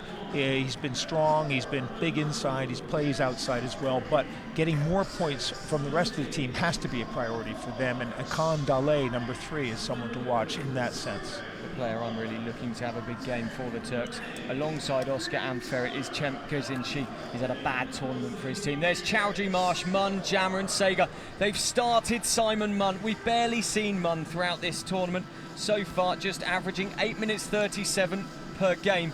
But for a big match with a bronze medal at stake, you bring in the big guns, and Simon is one of the most experienced players in the game. The 48-year-old getting his first start of the Olympics. And for Turkey, the usual lineup, Gundoku is in the complimentary spot, but unusually for them, Dale is not starting. R takes his place in the lineup, and Cem Jasinski, they're getting more size in there in the starting lineup to, I think, cope with Great Britain's size. They are, and that's how Great Britain have gone in the Paralympic Games of 2016.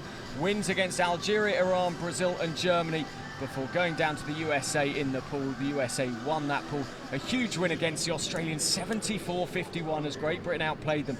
But then, come the semi-finals, they fell flat against the Spanish. And Turkey actually were in a 3-way tie at 4-1 at the top of their group, but Spain finished first on points difference between the 3 teams by virtue of an 11-point win over Australia. The Turks had to beat Spain to get through, and did, and they qualified second in their group, and then in the semi-final took care of Brazil easily before in the quarterfinal before losing to the US in the semis. Krunoslav Pek from Croatia is the referee. Thomas Pyer and Adam Fronczak from the Czech Republic and Poland, respectively, are the umpires. He seems to be taking the label off of his water bottle. It must be the water he doesn't endorse. Great Britain and Turkey. The final preparations, pumping each other up for this one. They won't need much pumping up. Delight has been superb throughout this tournament for the Turks. Turkey will be in the red.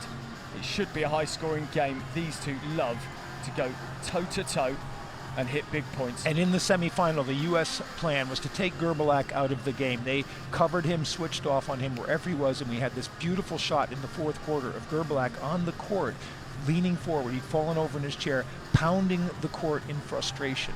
Will Britain try to do the same thing? Without Gazinci hitting big points, he's only a 6.4 player for the tournament. They struggle to have anything beyond Gerbilak. Ferit there, the only other man who's been performing of the bigs for the Turks. Simon Munn into the game.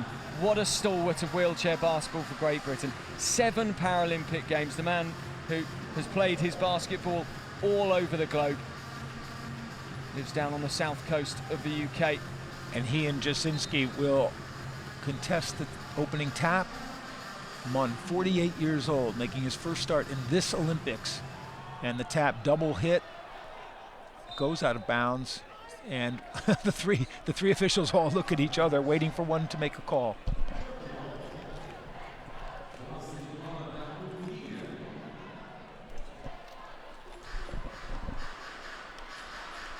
Oscar Gerbilak will look to make such an impression in the early stages. His pace and his power, Great Britain needs to close down.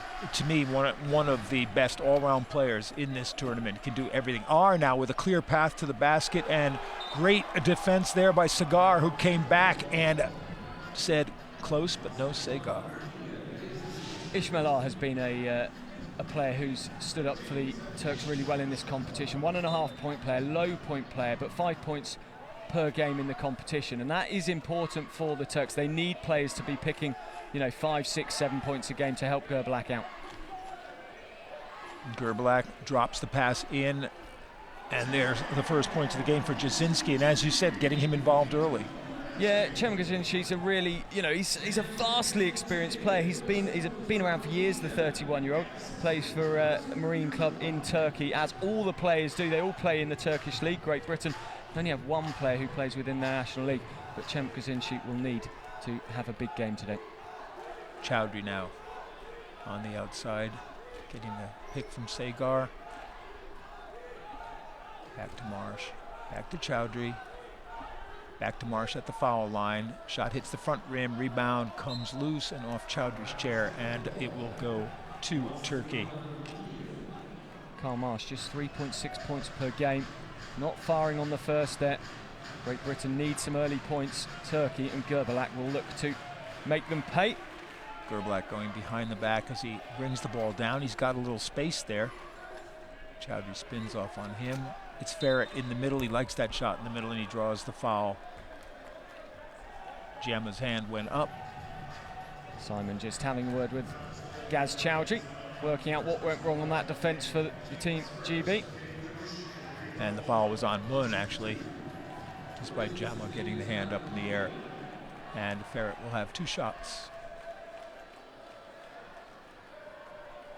I've been impressed with him. He works really hard for Turkey, and he was their number 2, and whenever he played well, they played well. Yeah, plays for one of the biggest clubs in Turkey, Besiktas JK.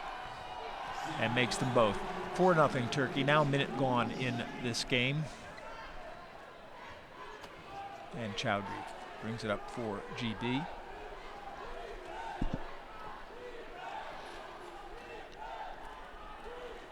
Jam up. Misses from the outside. Mun swiped at the rebound, but it came to Jasinski. And Gerbilak, they get the ball in his hands, as they almost always do. Launches the 3. It's going to be short. Nervous start here by both teams. The shooting not quite there. Abdi Jama, often such an important outside shooter for Great Britain. He hasn't had the best tournaments by his standards, often so consistent. Segar in and hits in the key and draws the foul. The foul will be on R, and he'll go to the line to try for a 3-point play. Ian Segar, what a tournament he's had. A player who loves to get the outside shooting going. And his confidence just seems to have grown throughout this competition. And it was a key thing when they lost in the semi-final to the US. One of the key factors was against Spain. Excuse me, it's against Spain. One of the key factors was his fouling early, getting into foul trouble, 3 in the first half. Yeah, I mean, he still hit 18 points, 9 from 17. He still managed to have an influence on the game, but Great Britain just didn't get a steal for Britain. Gerbilak lost the ball. Chowdhury on the break, and Chowdhury with the layup, and it's a 4-4 game now with just 2 minutes gone. Gaz Chowdhury was only 36% in that semi-final from his field goals, but a good start for him here. And Ferret fouled Chowdhury, and he'll get a chance to put Great Britain in the lead. Splits his time between his club basketball in Italy and the Great Britain training base in Worcester. Gaz Chowdhury, the Londoner. He misses, so Britain missing both foul shots, and Gerbilak with the ball on the outside. Gemma picks him up, comes up tight. Ferret sets a pick for him. Notice how quickly he's out there to pick him up. Ferret, as good as a pass, can't get that. Sorry, Jasinski can't get that to go, and Chowdhury comes down with the rebound. Karl Marsh's defense there was hugely important. He was hassling and harrying Chowdhury now. And there's another foul before the shot, and R is going to be called. Hajbani will be content with how his team have started. Chowdhury unable to get the shot up, so went for Segar. R has 2 fouls already. Turkey has 5, and Britain will shoot the penalty. Munn, good drop pass from Marsh, but quick reaction by R to block it. Loose pass comes to Jasinski, and now Gerbilak comes up 3-on-4-on-3 now for Turkey. Cross court to R. He takes the shot, it misses. Rebound comes easily to Sagar, and Chowdhury brings it up on the right side. Takes a look at the clock. Tight defense by Jasinski. Jama, he's got it, and off the rim, and the rebound tipped out of bounds by Chowdhury. It goes over to Turkey. And Abdi Jama once more gets down low, puts the shot up, and it doesn't fall. And that's the sort of shot from Abdi Jama you expect him to hit time and time and time again. But here in Rio, he has not been doing it. And it is a real surprise because Abdi is such a successful shooter. You got a good shot there of Jasinski and Ferret both trying to keep Chowdhury in the back end of the court. Chowdhury hits Gerbilak with the chair. Gerbilak again out by the 3-point line. Ferret has the screen. Oh, good pass inside for Jasinski. Spins around but misses the layup, and Chowdhury with the rebound clears it out, and Munn back to Chowdhury. Coming down quickly now. Munn was steaming down the line, hit Gerbilak. Gerbilak just stopped and looked at the official. 2 old-timers not giving an inch. Chowdhury working his way down the lane, and there's a foul. The shot won't drop, but there's another shooting foul for Great Britain. That's the 4th on Turkey. What you have to remember is we see Gaz Chowdhury there, but for Simon Munn, the number 8 for Great Britain, he's a player who's played through this sort of era of big power players in the men's game. The likes of Joey Johnson, who's on the Great Britain bench as assistant coach. Munn is that sort of player, but the game is changing. It's becoming that bit quicker, and it's relying more on sort of your 3.5 pointers. Munn's offering the big sort of old-fashioned way of playing wheelchair basketball for Great Britain today. Chowdhury hits the first.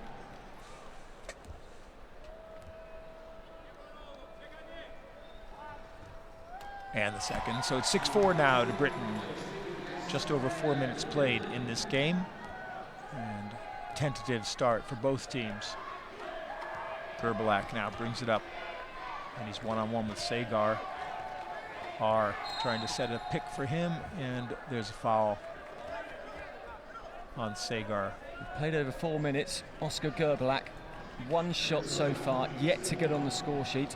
The Turks, their offense not quite working for them at the moment. Strong defense from the likes of Sagar, although giving away the foul there. Yeah. Questioning Ismail R's movement. And I don't think the push had anything to do with his arm being in front of Gerbilak's, but there we go. Gerbilak now, good maneuver. Again swings back, a great pass for R, and R finishes with the layup. We're tied at 6. Beautiful stuff from Ozgur Gerbilak. But they've gone to R now for 3 shots, which tells you that Gerbilak isn't getting open for the shots. He's having to go to his low pointer to put them up. He's successful 1 from 3 so far, Ismail R. And in fairness, they depend on his scoring, but he isn't a gunner. He averages over 10 assists a game for Turkey. He's the man through whom everything goes. Chowdhury now.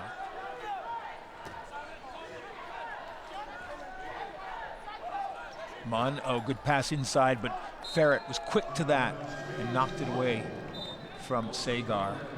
And we've got a timeout on the court. Oh, sorry, no, we've got a substitution as Pratt comes in. Yeah, Harry Brown coming in as well. And that's Brown spinning around. Also in Terry Bywater. So triple substitutions for Britain, keeping things fresh. Jama and Sagar are the 2 who stay in. And we have a 3-second violation. Oh, sorry, 24-second violation. GB didn't get a shot away. And now look at the log jam in the backcourt. And it's 2-on-3 in the forecourt for Turkey. Gerbilak having to wait for people to come up, which knocks a few seconds off the shot clock. 14, and again it's inside to R, and again R with the layup. So they're concentrating on Gerbilak, and Gerbilak's finding help, and Turkey lead 8-6. Yeah, the man from Yalova, Ismail R, having a good start to this one. Pratt. Bywater. He's got the shot. Hit the rim and off, and Ferret clears the boards for Turkey. Gerbalak. And there'll be a foul on Pratt in the backcourt. And Pratt, a player who in the semi-final against Spain, I thought started really brightly. He's had an excellent competition, the youngster. Started brightly against the Spanish, but they marked him well. And they forced him into shots he didn't really want to take. Ended up only with 6 points personal for the game, which is not the level of scoring that Haj Barnia would want from his 22-year-old. Ferret leaves it for Gerbalak and gets in Sagar's way. Gerbalak from the outside, that won't fall, and Pratt loses the rebound, and Gerbalak picks it up. What a brilliant bit of basketball by Gerbalak as he picked up the rebound and simply kept going, maneuvered himself into position for the layup, and it's 10-6 to Turkey. Terry Bywater just readjusts his straps that keep him in the chair. And Gerbalak drew the foul. The foul was on Bywater. Turkey's already in the penalty situation, and now Britain joined them on the next foul. Gerbalak hanging back as Bywater brings it up quickly. Good position. And the ball won't fall for him. R with the rebound. Ferret to Gerbalak, quick spin, and Brown's going to pick up the foul. And there is Khan Ballet, the winner of the Bruce Springsteen lookalike contest. He's been a really good player here at the Paralympic Games, Rio 2016. He's had a great Paralympics.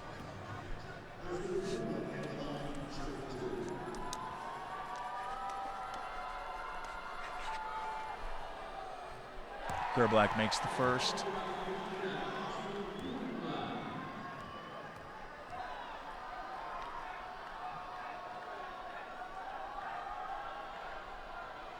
And the second.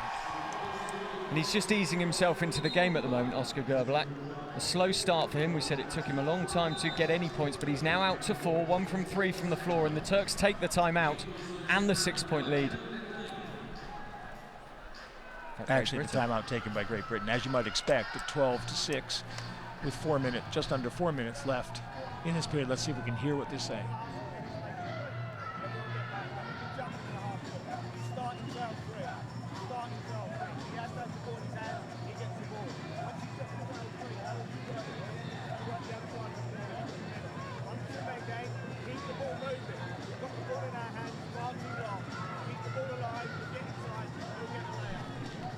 I think defensively they're doing pretty much what they want, and Gerbalak is rising to the occasion with these passes in that one to Jasinski, but 3 to R. But offensively, they're getting pretty good shots, but the shots are not dropping. I think it's Great Britain at the moment. They've got players on the court who can use pace. Bywater's quick. The likes of Phil Pratt, incredibly quick. Pratt, he's such a fast player, and that's what Great Britain will want to utilise. As we see the Great Britain fans dancing. It's like last night of the proms for them. The sister of Amy Conroy, and Amy Conroy's dad enjoying themselves out here in Rio. Conroy plays for the Great Britain women. 6 points, Turkey in the lead. A great start from them. Jamma now brings it up and gives it to Bywater, back to Jamma. Pratt, Jamma. Pratt, no one inside. And Pratt lets the shot go and hits. 12-8, 3.5 to play. That's what the Welshman can do. From Cardiff, capital of Wales, gets the 2 points. And up ahead, the long pass to Gerbalak, and that's going to be an offensive foul on Jasinski, setting that block there on Sagar.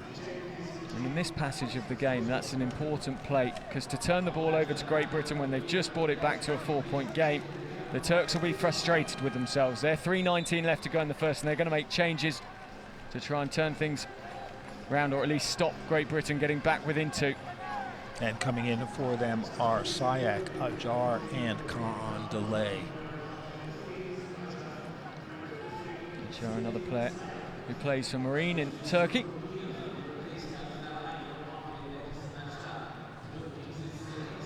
There's 6 of them. 6 of the 12 players on the team are in that one club, used to playing with each other. Pratt now on cross-court pass from Bywater. Bywater on the baseline, Ferret. And that's better stuff now. They got to Sagar in the paint. Sagar puts the shot in. It's 12-10 now, a 2-point game, under 3 minutes to play. Ian Sagar having a great start to this one. Just picking up points steadily. Gerbilak from 3, and he hits. 15-10. Just when you think he's gone quiet. You can't leave Oscar Gerbilak alone for a second. Do so at your peril, but he's only hit 1 from 3 of his 3-point efforts so far. Jamma now, top of the key. Bywater, back to Jamma, moving in toward the foul line. And his shot hits. They're starting to find their range. It's 15-12 now, just over 2 minutes to play in the quarter. Taking Abdi 3 shots to get off the mark for Great Britain. Gerbilak wheeling down nicely. There's the pass to Dale, and Dale lays it in. So Dale took R's spot on the court, and he's taken his spot in the scoring as well. The 2-pointer enjoys that sort of range. Jamma now again left alone at the foul line, and again hits. 17-14. He's one of those players, plays on confidence, gets into the sort of flow of the match, and if he gets his shooting right, suddenly you'll see he'll pick up 10 or 12 points without Turkey even noticing. Gerbilak again for 3, and again hits. 20-14. 2 threes in a row for Ozgur Gerbilak. The defences have both gone to sleep at the moment. It's a proper old-fashioned shootout, this one currently. Well, everyone wants to get into the act, but Bywater's shot was off. Rebound comes. Jamma to Pratt. Pratt spins. Gerbilak comes up to get him, and he got the pass away to Bywater. Lots of time to line up that shot. 20-16. Terry has more experience than most, playing in bronze medal matches. Played in one in Sydney, won a couple, played in one in London as well. Last minute of the quarter now, Gerbilak, and they come up and get him this time. No more 3-point attempts, uncontested for him. Pass inside for Ajar, and Ajar couldn't get to it, and the turnover goes to Britain with 49 seconds left, and Turkey want a timeout with 49 seconds left and leading by 20 as the pace and nature of this game have changed in the past 2 minutes. The shooting light is on. Bronze medal matches are such nervous affairs. The interesting thing that separates the two teams in some way is Turkey have played in a bronze medal match in the World Championships, but never at the Paralympic Games. They have experience in their team, and they will know that, and Gerbilak obviously will run things for them. On the Great Britain bench, Bywater, his 5th Paralympic bronze medal match, Munn the same. They've been there, they've done it, they've won bronze medals, but they've also lost them in very painful fashion as well, and they will remember that. And Great Britain will know that going into sort of half-time will be an important time for them to sneak ahead if they want to control the second half. The Turks have started so strongly. And interesting, they're back and forth with Coach Chipa and with Ferret. And there's Gerbilak getting his form back. But the thing with bronze medal matches too, you lose the gold medal match and you're disappointed, but you come away with a silver. You lose the bronze medal match and you come away with 4th place, but no hardware. And Great Britain here know that all too well. They'll have watched the women's game yesterday where Great Britain lost the bronze to Netherlands. They'll know what that looked like for their girls, and a lot of them, including Abdi Jammat, will know what it feels like to lose a bronze medal as well. He was there in London. He lost it against the USA. Interesting too, 2 countries, Great Britain and the US, with both the men's and women's teams in the Final 4 of this Paralympic tournament. Pratt now for Britain, and Jamma, well, this time they come up and don't give him that uncontested shot in the key. Pratt back to Jamma, and again he's being contested. Sayak got out on him quickly. The shot clock, Sagar took a quick look at it. Pratt gets the shot away, but it's not a good one, and Ajar picks the ball up and gets it to Gerbilak.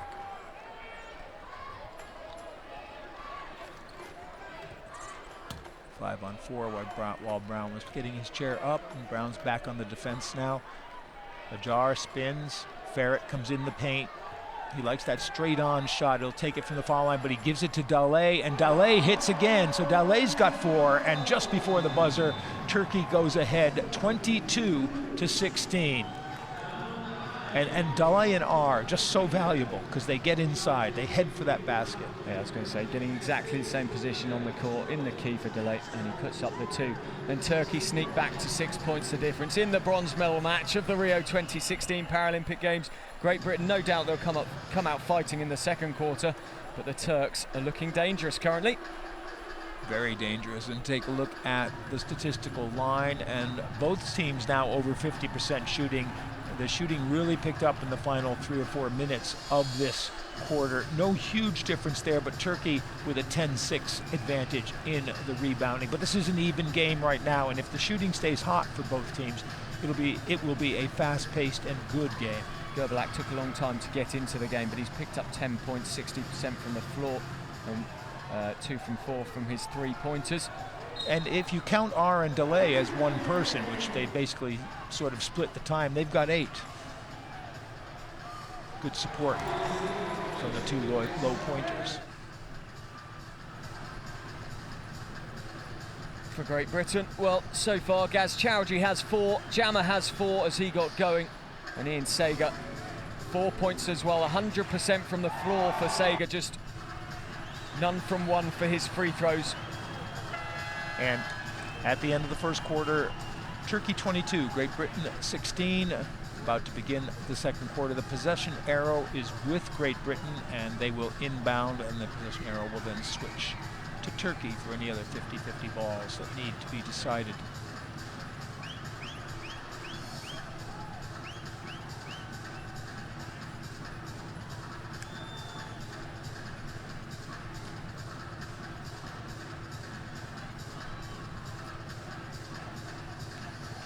Aragbami is in for Britain.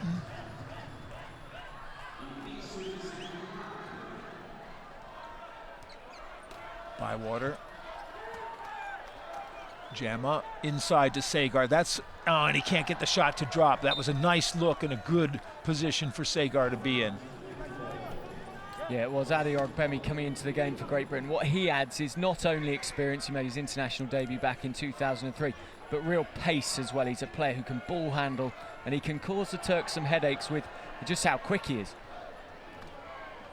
Turkey now with a jar up at the top. It's the same lineup that finished the half. And again, Gerbalak goes inside. As soon as they come out on him, he goes inside to Dale. Dale has 6. Turkey has an 8-point lead. That play picking Great Britain's defences apart once more for Turkey. And it's so simple from them at the moment. Jamma. Sagar set the screen. He misses a jar with the rebound. He goes down as he gets the pass away to Gerbalak, and we'll just stop the clock while he picks himself up. Interesting there, the referee actually took an extra second or 2 to stop the play with a jar down on the floor, and that surprises me. I'm surprised Gerbalak didn't question it, because it was actually more dangerous just before he stopped the play. Yeah. And that's supposed to be the criterion by which the referee judges that. Exactly, it's purely to keep the athlete's safety in mind. You know, it's very easy for hands and fingers and things to get run over with so many wheels around, and you know, they've got to keep players safe. Gerbalak gets the long pass from Ferret. 7 on the shot clock for Turkey. Looking for somebody inside. He goes high to Ferret. Ferret with the bad angle, but puts that in. That was neatly done.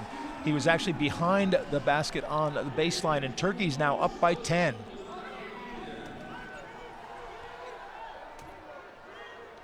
Pratt. And the foul is going to be on Ferret. It plays as Hajbani got up his sleeve to bring this 10-point disadvantage for Britain back. Or can they? The team in red have been absolutely superb so far. They played it. Not quite such a Gerbalak centralised game today. Well, it still all goes through him, and that's the interesting part. He just doesn't have to take the shots, but when he did, the two three-pointers were huge at the time that they came. And Gerbalak bringing it up, and it's going to be an offensive foul called on Delay. As you saw, he was involved in a little bit of back and forth there, and Ferret now, Gerbalak both expressively questioning the call. Gerbalak will. He's a passionate player.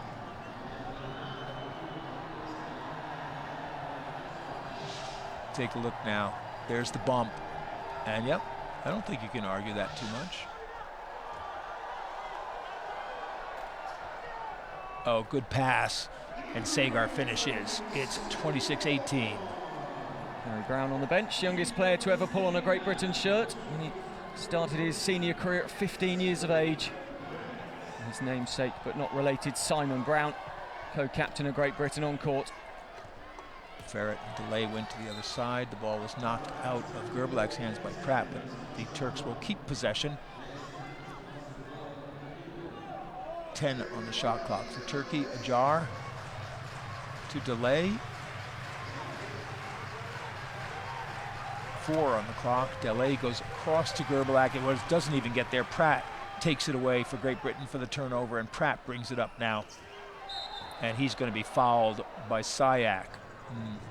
Really, that's a sloppy foul. I think would be the best word for that. Yeah, Sayak just got his chair position slightly wrong and a bit wasteful, really. Couldn't quite get around Karl Marsh and probably shouldn't have gone for the effort to get the ball off Pratt. I think Pratt showed his displeasure there. He was looking to get his hand in there and try to poke the ball away. Never got a chance to as the chairs collided.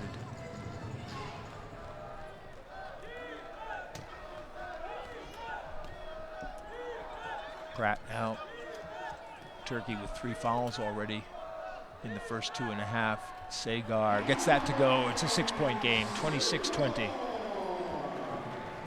British fans cheering Ian Sagar. 8 points to the game now. He's having to work so hard in defence, though. Will that start to affect his shot? Gerbilak, Pratt comes out on him to deny the 3, and there's going to be a foul. Ferret trying to get the shooting foul. He did what he also did there was he really made the most of it. It was kind of the wheelchair basketball equivalent of a dive. I'm not saying he wasn't fouled, but he really made it obvious to the referee.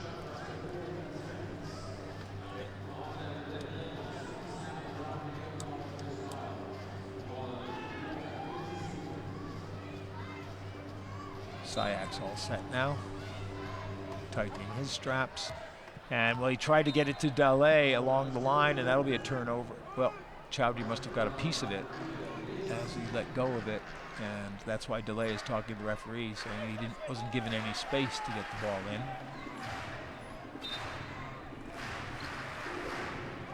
Ajar to Ferret. Oh, he looked for Sayak coming down the lane, and Ferret gets off an off-balance shot, but Gerbilak saved it, but his chair was over the line, and the turnover will go to Great Britain. 3 minutes gone in this second period, trailing by 6. Phil Pratt needs to start to be innovative now. He needs to work the play for Great Britain on the offence if they're going to get back past Turkey before half-time. The Turks have been in fine form today in both offense and defense. Interesting that twice there, Pratt hesitant to shoot the ball. Chowdhury's shot rims it and comes out. Ajar with the rebound to Ferret. Phil Pratt, of course, a young player, so confidence, occasionally could take a knock. Gerbilak now down on the base. Chowdhury quick to come out on him. Delay setting the screen, and Gerbilak finally draws the foul on Brown. Now look at Gerbilak, he's shouting at his teammates. They're fired up, but there's a fine balance between fired up and actually overdoing it with your own teammates here. He wasn't happy at all. Simon Brown frustrated to be called on the foul. Yeah, and you can see it was Ajar who he wanted to be moving up as he came up, and Ajar stayed down on the baseline but didn't move in either direction. Oh, and that was a nice feed from Ferret to Sayak. Sayak couldn't get the shot away, and it goes over to Great Britain, still trailing by 6. Marsh. Chowdhury wheels across the key, heads back in. It was poked away from him, but it's picked up. Pass goes out to Pratt. Sagar setting the pick for him. Sagar inside, good pass, and the shot won't fall, and Gerbilak, but a nice pass from Brown to Sagar. Unbelievable pass from Brown to Ian Sagar. And Ian just failing on a shot that you expect him to take time and time again. Gerbilak goes for the 3, it doesn't go. And Brown with the rebound brings it up to Pratt. Pratt's got it in, and Delay, well, that's a smart foul in the sense that he got it before Sagar could set up for the shot. Sagar wants the shooting foul, but he's not going to get it. 5.5 to play. I think you always know when players start pleading with referees for the shots that they're unlikely to get them. I said before he had a shot you'd expect him to make on the opposite side. He did make it, but it was too late. Essentially about to return to the game. And smart too, because Delay was aware they had 1 foul to give, and so he gave it to prevent the easy 2 for Ian Sagar. AR comes back in the game now. And now we do have a timeout called on court by Turkey. And with 5:33 to play, Turkey lead 26-20. The shooting has gone cold the last couple of minutes by both teams. Interestingly, with Gazinski and R coming into the game for Turkey, you'd think it would be Gazinski with a higher shot percentage, but it's not. He's only hitting 33% of his shots, whereas Ismail R, 50%. And how important R and Kandalay proving for the Turks. They're just helping Gerbilak to keep the flow for the Turks here and keep them in front. And when Britain can cut off the lane from them coming down, the Turkish offense has started to score. Jasinski, who plays about half the game for Turkey, he averaged 21 minutes a game, shot 47%, so you'd think he'd be averaging more than 6 points a game. But I don't think he's playing half a game. If I say deliberately, I think coming into the competition, they would have expected him to be playing more of the game for his team. They'd have expected him to be on more form. Cem Gazinski is a big player for the Turks, and here in Rio, he has not fired at the level they would expect. And a lot of that is because Ferret has been playing so well, but still, I think they do well when the two of them are in the game together, as they are now. And one of those rare times for Turkey when Gerbilak is not in the game. Toprak is in as well to replace him. And Chowdhury with R defending. Chowdhury drops a nice pass to Brown, and Brown misses the shot. Ferret can't get the rebound. Brown picks it up and gives it to Pratt, and Pratt puts it in at 26-22. Pratt needed that, an important basket for the youngster. And so Toprak now takes over Gerbilak's role, handling the ball, tries to get it inside to Jasinski. Can he come up with it? They're tapping it all around.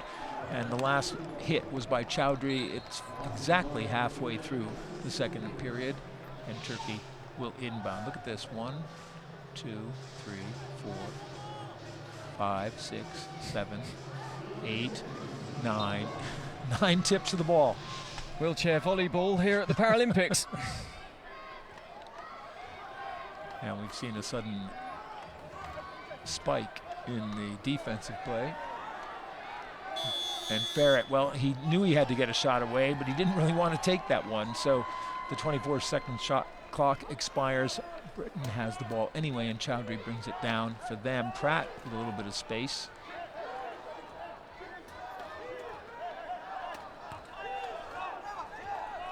Chowdhury on the other side now takes the lane, back out at the foul line, and it doesn't go. And the rebound to Jasinski.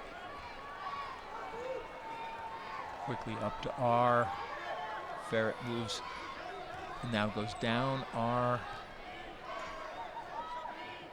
Toprak up top. Ferret wheeling down in a low post.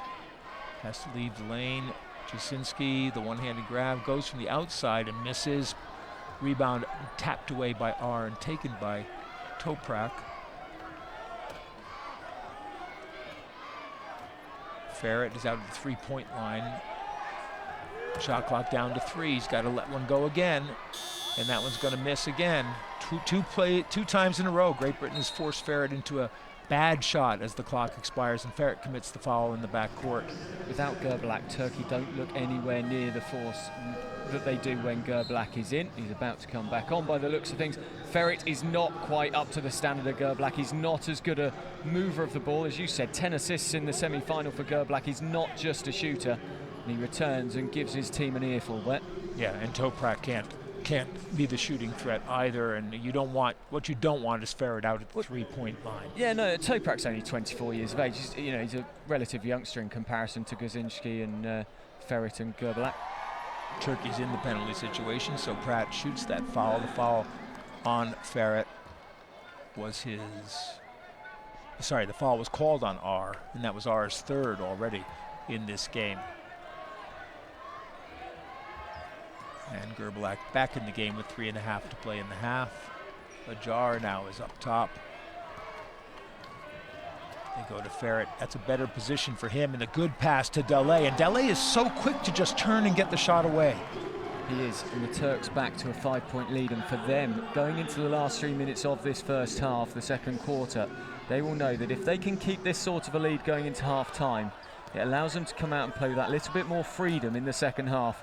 But Great Britain will know they need to close the gap here because the Turks are dangerous in the lead. Sager again inside and not able to get a good shot off. They were contesting that. He wanted a foul, but instead Ajar is fouled. Dennis Ajar getting a word from the bench there. And a slap from Gaz Chowdhury. And Ajar kind of was as if he wanted to draw that. I don't think Gaz needed to put his hand up for that one. I think everyone knew who made the foul. Only the third on Britain. They still have one to give with just under 3 minutes to play in the half. Gerbilak with a great spin. Now Delay comes up to try to give him a pick. Delay headed for the basket, but Pratt was smart to cut him off. And Gerbilak now at the foul line. Missed the shot, gets his own rebound, comes in a little bit closer. I think he just wants to get fouled at this point, but he doesn't, and he loses the ball. Pratt picks it up with one hand, and Pratt starts wheeling up quickly for Great Britain. 2:27 to play. Pratt is stopped by Sayak. Now heads inside. Oh, that's a nice pass, Sager. And again, he can't get the shot. He's had the shots now. And a great lead pass for Dayak. Diane misses his first, I think that's his first miss of the game. And there's no, the players have stopped without a whistle, I think, to let Sayak get up. No, there was a whistle. There was a whistle. The player, okay. the referee at the top of the screen called it. 2:05 left in the second. Delight unable to put that one away. Timeout has been called. I think that one was by Britain. Let's see if we can get a confirmation of it. There's no signal. Yeah, and it was by Britain, yes. Let's have a listen to what Haj Barnia says here. 2:05 left in the second.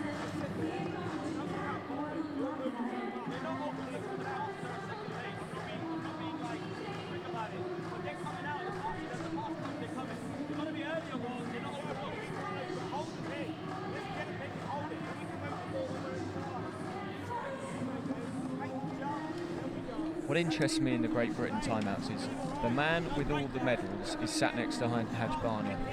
He is such an experienced player in the world game. 3 gold medals, 1 silver for Canada in the golden generation of Canadian wheelchair basketball alongside Patrick Anderson. But in a timeout situation, he allows Barnia to do the talking. He's obviously had his say to Barnia. Barnia, that is why he's got Joey Johnson in there. But it's a very calm timeout. Haj just controls things for the GB team, doesn't let them get too emotional. Well, you heard one of the players saying, we've got to get the ball moving before they come out and waiting, and that is a really good point. And it is, but Haj took the point on. He didn't respond too much. He didn't allow it to change what he was thinking. Ajar now up at the top, only 8 on the shot clock. Brilliant defense there from Simon Brown. Yeah, Brown tipped it away and back through Gerbilak's hands. So the turnover goes to Britain. They trail by 5 with just under 2 minutes to play. And Pratt brings it up quickly. Moves right past Gerbilak, keeps coming down the lane. Chowdhury in the middle, won't go, but Sager, this guy has the rebound, and now he puts it in. It's a 3-point game. Carl Marsh and Abdi Jama show their appreciation of the players on court. Minute and a half left.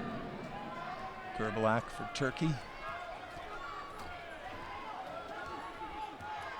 Chowdhury comes out on him. They'll defend him at the 3-point line. Ajar tries to set the pick, and they pick up on him quickly, but there's a foul on Sagar. What I love with Oscar Gerbilak there, he's playing the game, he's looking at all his own players, he's turning around to the bench and saying, they're not doing this, they're not doing that. He's got so many eyes on so many different things. It's interesting, when they're doing well and things are rolling, Gerbilak is all over the court congratulating guys, patting them on the back. When he thinks they've done something wrong, he's on them. There's the pass to Delay. Delay, he is so quick at that. He's so practiced.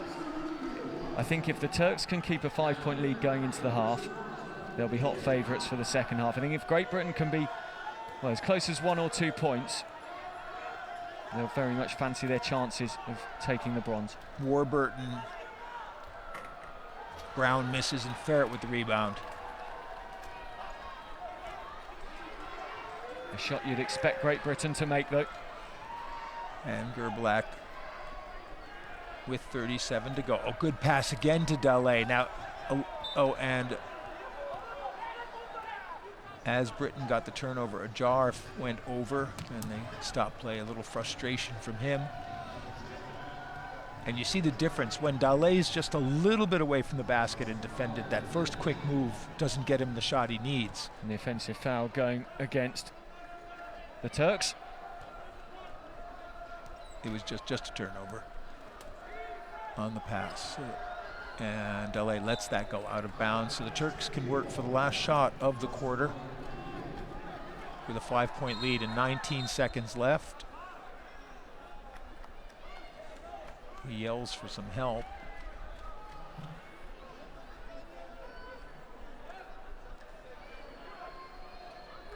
And now they give it to him to inbound, and he leaves it for Gerbalak, who lets the ball go. The clock starts when he touches it.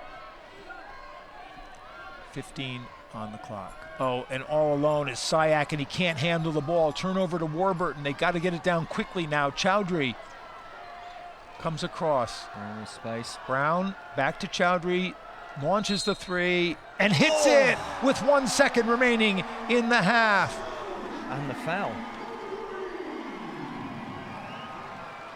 Well, they couldn't have drawn that up any better. Chowdhury with an open three as he was rolling forward, gets the foul on Sayak, who was the guy who lost the pass at the other end of the court before the turnover for Britain. And instead of getting the last shot in the period, Turkey could give Gaz Chowdhury a 4-point play, which they do, and it's a 1-point game with 1 second left.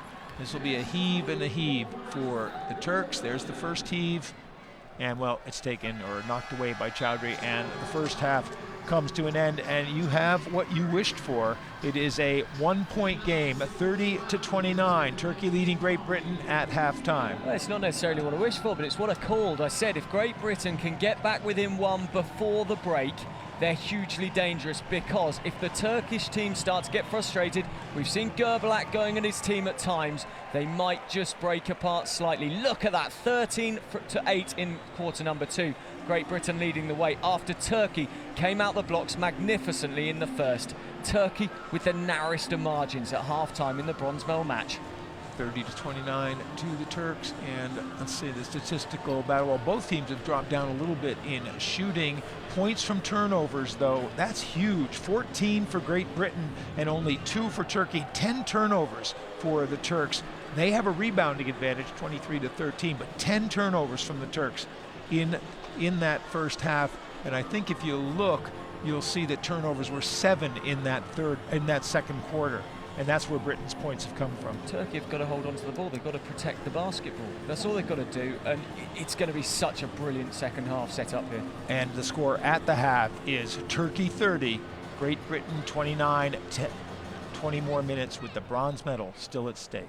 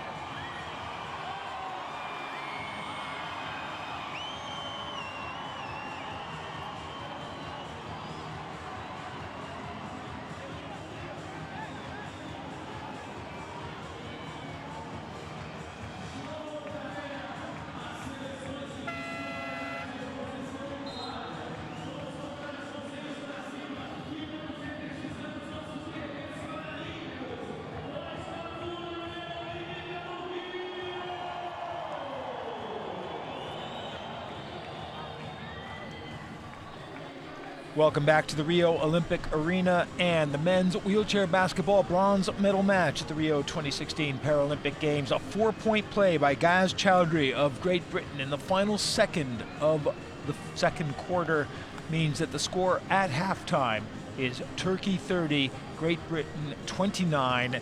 Everything for both teams to play for in this bronze medal match. And for Britain, I think the key point has been keeping Ozgur Gerbilak in check. Yeah, it's something they've done very well. Ozgur's finally picked up 10 points. He started slowly. He's managed to get Kandalai into the game a lot, who's hit 83% for his 10. Phil Pratt, well, 5 points. He'll be disappointed with that return from the first half, but he is hitting 67%. Ian Sager's defending stoutly, but has also picked up 10 points. And a key for Sagar there defending is that Ferret Gumuz only has 4 points, and they would want him to be more involved. And in fairness, Sagar, who has 10, could easily have 20 in this game if his shooting was on. Yeah, he could. I mean, Simon Munn came in, the big, very experienced player, 1 silver medal, 2 bronze medals, won a silver back in 1996, but went out after just under 5 minutes with no points. And you really hope for his sake, as he finishes his 7th Paralympic Games, be nice for Simon to get on and get some points. A player who's scored so many points in international basketball for Britain. It's going to be such a tight second half, this one. Great Britain inbound to start the second half. The possession arrow was pointing in their favor. Chowdhury with the ball. Pratt on the baseline. Chowdhury in the lane and hits the front rim, misses, and the rebound. And we have a foul as Ajar was looking for the pass and got hit by Chowdhury. These two have really played some epics in the last few years, Great Britain and Turkey. The World quarter-finals, 1 point it went down to, and Turkey took it to roll on to the bronze there. And no surprises, it's really close here in Rio. Gerbilak really tightly defended by Brown and Chowdhury. He gets the cutter, Sayak. They've worked that play so many times, the pick and roll, Sayak, R, and Daley, and it's a 3-point game.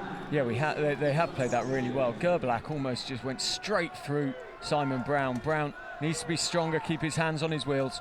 Pratt, swish, back to 1, 32-31. 7 points for Phil Pratt for the game now.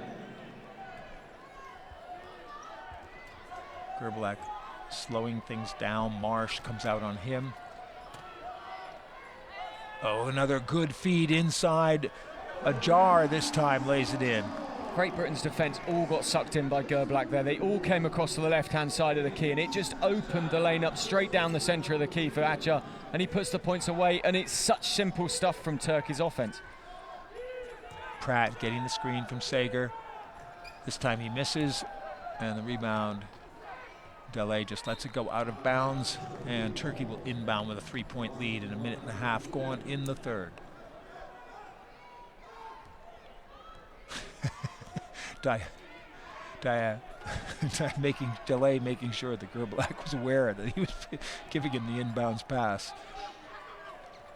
And again, you see Pratt comes out and stops Gerbilak, then Chowdhury comes out and helps out Ferret now, and that's good defense. He can't get the shot he wants off, and it's way short. The structure was there that time. The time before, the structure just completely got lopsided, but there they actually kept them and just boxed the Turks out there. Really good stuff from Chowdhury. And Daley with the foul in the backcourt on Chowdhury, right there. It's a fair cop gov, says Daley. 1 foul on each team. His 3rd personal foul of the match, though. Will that come into play later? Marsh, the 3-pointer is short, and Ferret clears the boards and gets it out to Daley. To Gerbilak, and he's 2-on-2 with Daley on the other side. He goes all the way, puts the shot up, and gets fouled. We said about Simon Brown's strength against Gerbilak earlier and how he lacked it a few plays ago, but there, much stronger, keeps his hands on his wheels and forces Gerbilak into the error. And Gerbilak, a little bit of frustration there, but he goes to the foul line to shoot 2.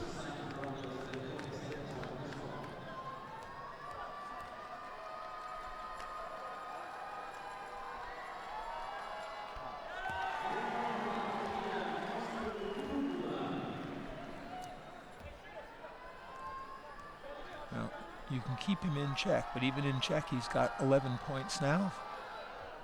and make it 12, and it's a 5-point game, 36-31. He's 80% from the free throw line.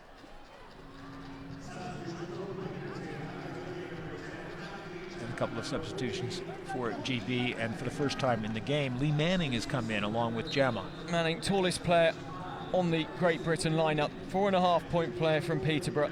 He really does add some extreme height to this British lineup in his debut Paralympic Games. And for Turkey, Ajar, Sayak, and Dale go out. Gundoku, Jasinski, and Air come in for them. So 2 big men coming in the game in Manning and Jasinski. And Sagar, and it's going to be waved off for a 3-second violation in the paint. On Sagar.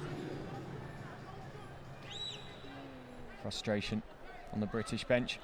Turkey controlling things at the moment. Oscar Gerblak calling the plays. He's staying calm at the moment, and he needs to do so.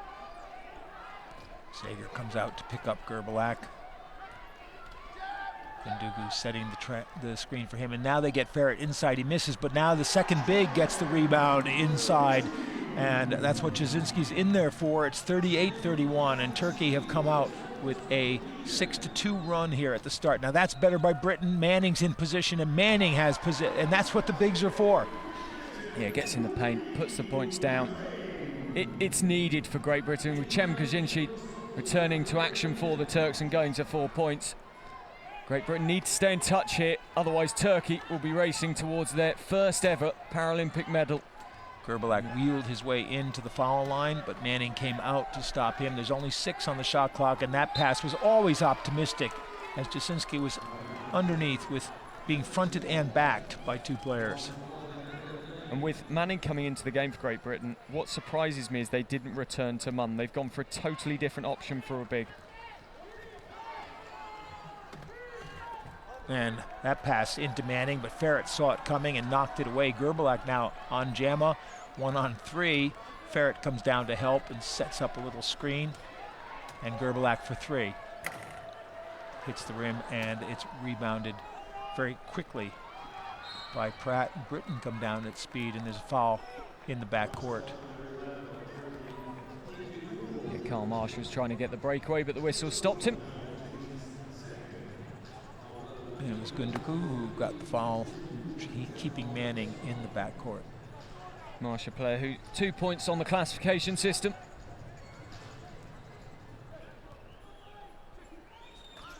Got to push that button when the possession arrow changes. It's crucial.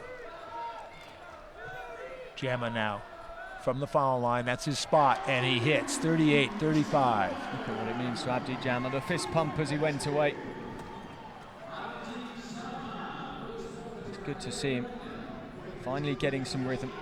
Gemma is such a good name for a basketball player. Not Ferret. as good as Abby Duncan, though. Abby Duncan of the U.S. women's team. They'd be a great pair if they were like Gemma Duncan. Oh, there's another good pass. A little bit further out, but great work by R to bank that one in. And even when the British defence got out to him, put pressure on him, Ismail R just drops the 2, goes to 6 points personal for the match, and such a crucial 6 points for this Turkish team. They have a 5-point lead. That one was going across for Sagar, but Manning took it away, and Manning is fouled as he lets the shot go, I think, by Gundoku. And you can see Dele asking for the foul for R on the last play off the bench. He goes against Kaczynski, his second personal, the team's third. Manning to the line. Been playing the sport since 2005.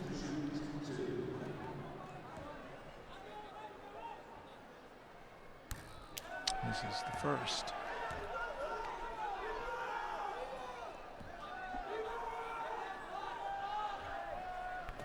And misses the second, and the rebound taken away by Sagar from Gerblak, who had moved quickly in front to keep Manning off the boards.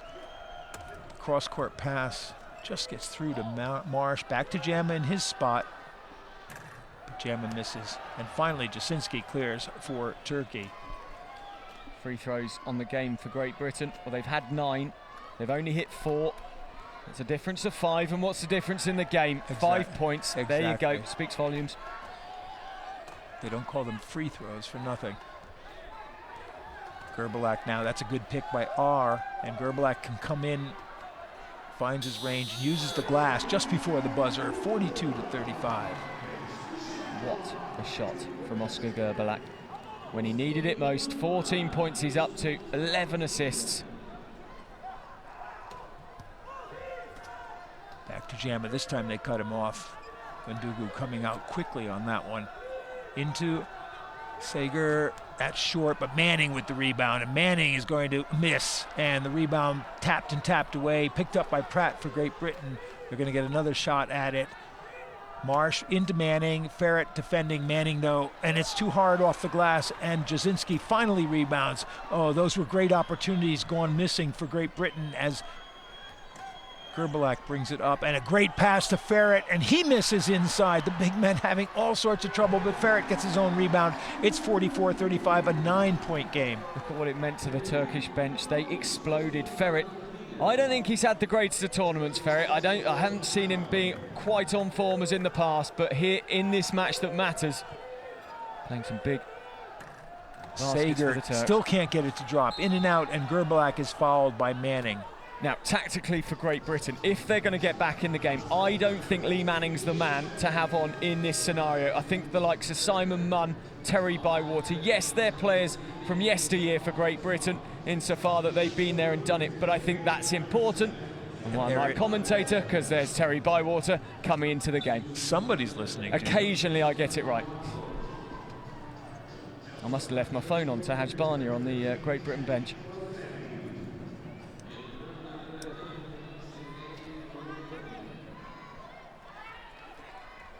Well, they got what they wanted from Manning for short term in the first couple of minutes, but as the game wears on, the lack of shooting becomes more and more evident. Ferret now at the foul line, extended.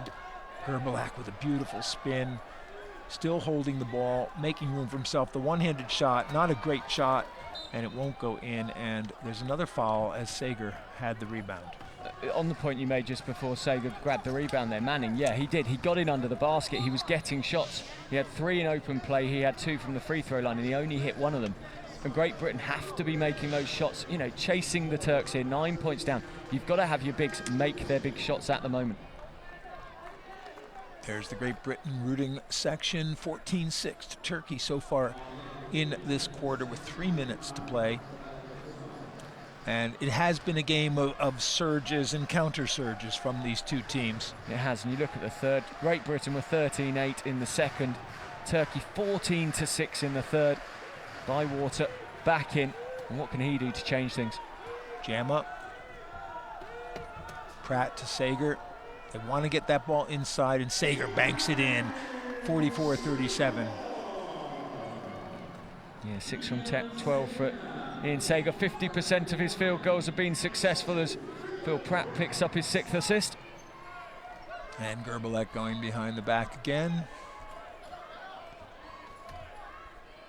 Ferret screens for him, a 3-pointer from Gerbalak, and that won't go. And Ferret tipped it, but Bywater took it away before it could get to Gerbalak. And Bywater comes down quickly with Sager. R trying to stop Sager, but Sager's got the height advantage there. Jama back to Bywater, and Sager comes out to screen for him. Jama, Pratt inside to Sager. Good pass, good position, good basket. 44-39. That was an excellent basket for Great Britain, but what I was really impressed with was actually the Turkish defence.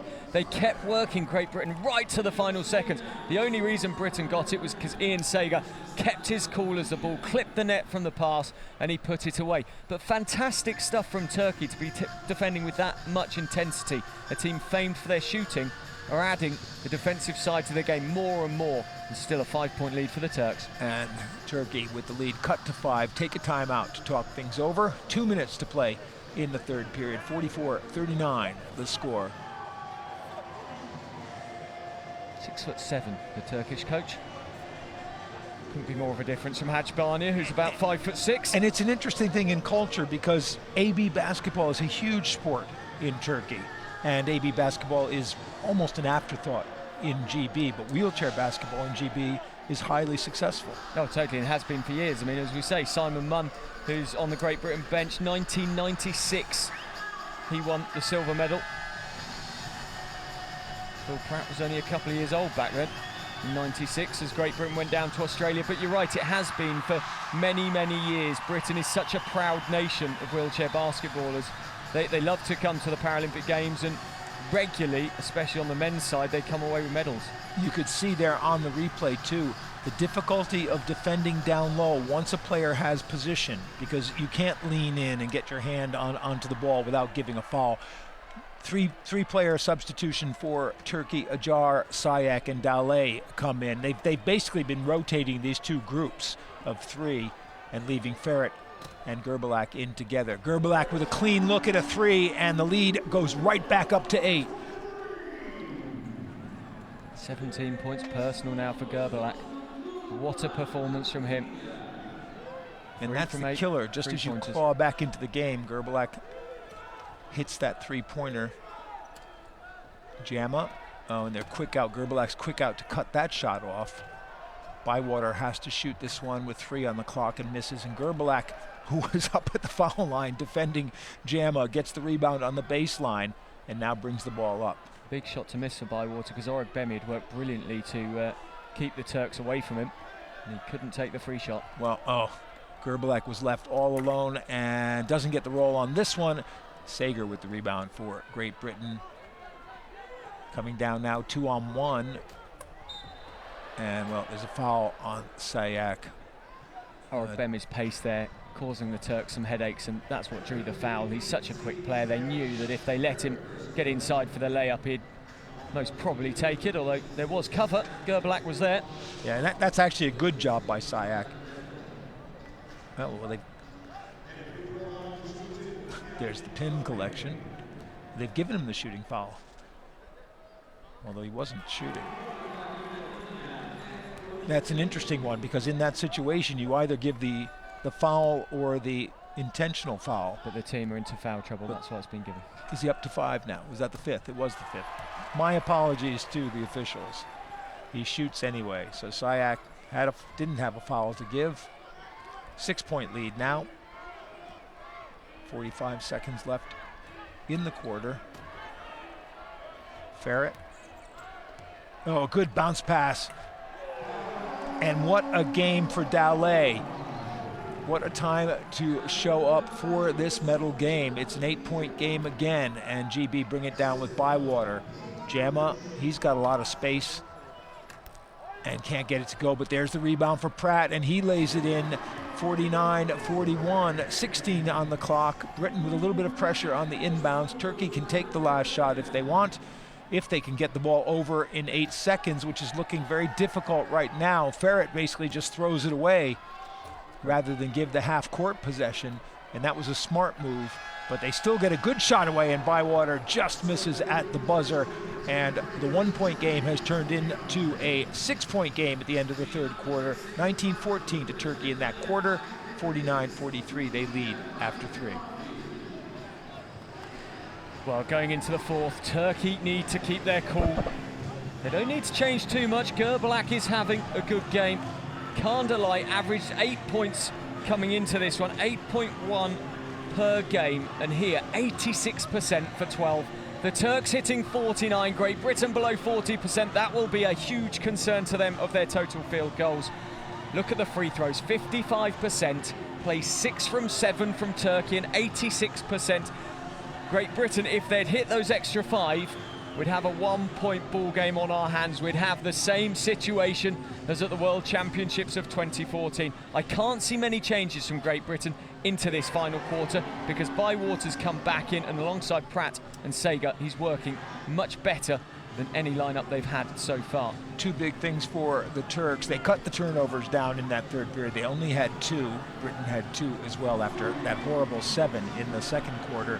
And you could see coming into the game, they knew that everyone would have watched that semifinal against the U.S. and the way the U.S. took Gerbilak out of the game. They were prepared for teams to concentrate on him, and they've looked for those easy passes under the basket on the pick and rolls to Dele and to R in particular, and they've gotten a lot of easy baskets off that. Without that man Gerblach, as you say, Turkey would not be the force in wheelchair basketball that they are. And you're right, they've got to try and get him out of the game and just stunt the Turkish scoring. Otherwise, Turkey are en route to a historic medal. And for Turkey, Gerblach, as you said, 17 points, but he's also got 11 assists. And shooting only 38% on that too, but crucially, 3 of 9 on threes. And Turkey inbounding to start the fourth quarter. They lead by 6 in this bronze medal matchup at the Rio 2016 Paralympic Games.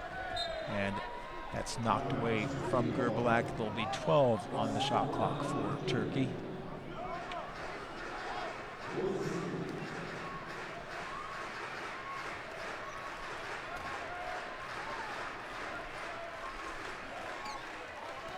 Dele sets the screen. Gerblach looking for him to go to the basket, but Sager came over very quickly to cut that one off, and Gerblach didn't get a good shot just before the buzzer. And the rebound to Sager. Pratt quickly up to Bywater, and the foul will be on Sayak. Terry Bywater has stayed in the game. Good rebounding from Ian Sager. Needed it because the Turks were right in there causing him problems.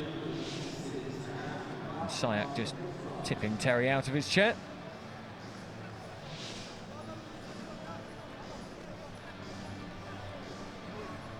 Bywater's son is here to watch his dad play for bronze.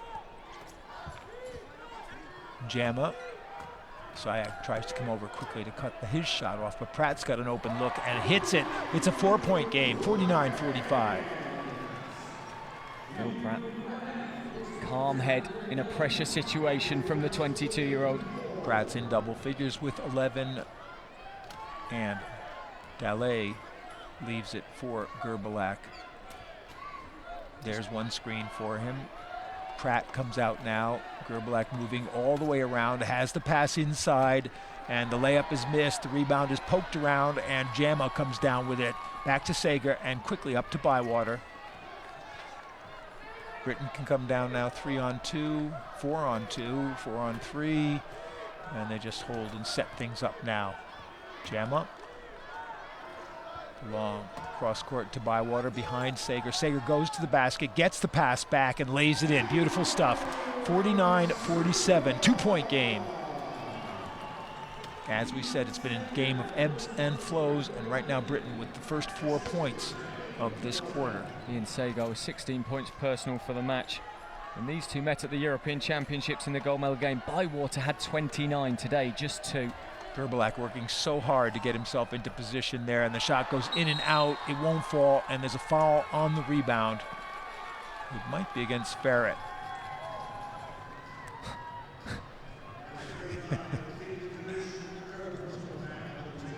It is Farrett, and that's his third. Only the team's second. Only 2 minutes gone. There's still 8 to play in this game, and a 2-point game for the bronze medal. And Bywater knocked away from him by Sayak. 16 on the shot clock for Britain. Turkey need to keep themselves out of foul trouble, although with the way Great Britain have been missing free throws, maybe that's where they want them to be, on the free throw line. Bywater. And he hits on the baseline. If he starts to get hot, that will make such a difference for Great Britain. We're tied at 49 with 7.5 to go. 6 unanswered points for Britain so far in the fourth quarter. A jar now for Turkey. Waiting for the teammates to come across the line. Britain playing good defense in the backcourt, stopping Turkey from getting their players across the line. There's only 8 on the shot clock for Gerblach now. And he gets it into Dele. Dele's shot doesn't go. Just beat the buzzer, and his doesn't go. And all of a sudden, Turkey's players inside are having trouble getting those layups. Dele with the steal, up to Gerblach.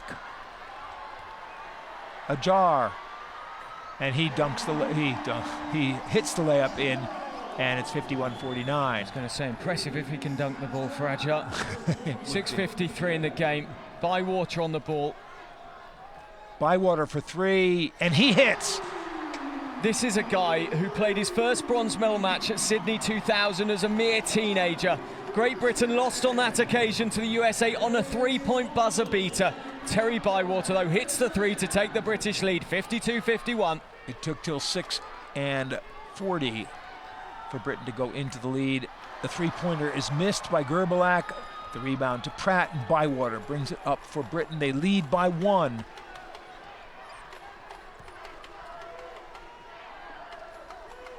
Inside to Sager. Planted in the lane. Pratt gets the rebound away from Gerbilak. Jamma from the baseline, and he hits. It's a three-point game. 54-51, just under 6 minutes to play. And Britain have taken the lead. Turkey want a timeout. Phil Pratt is a player that in 2014 won European under-22 gold. In 2015 won senior gold at the Europeans with his team. And here at the Paralympic Games, he is proving that age is no barrier. He's in here in the biggest of games, 54-51 for Great Britain. And Pratt, 11 points personal for the game. He's playing absolutely brilliant for his team. 6 rebounds, 8 assists.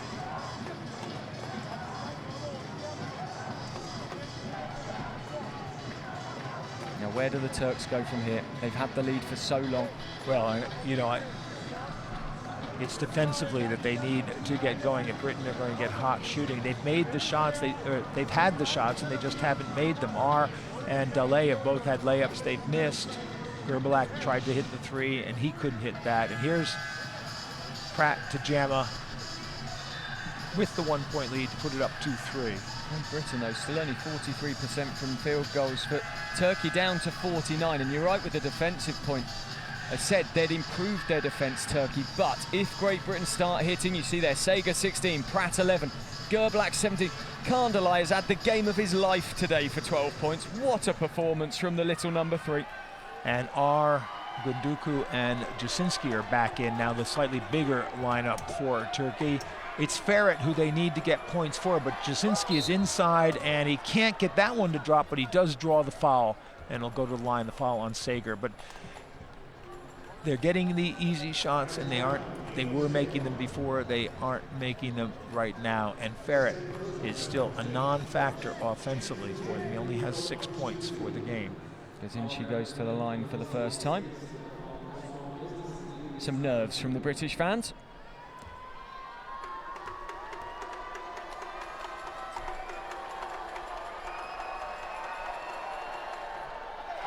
Jasinski makes the first 2-point game.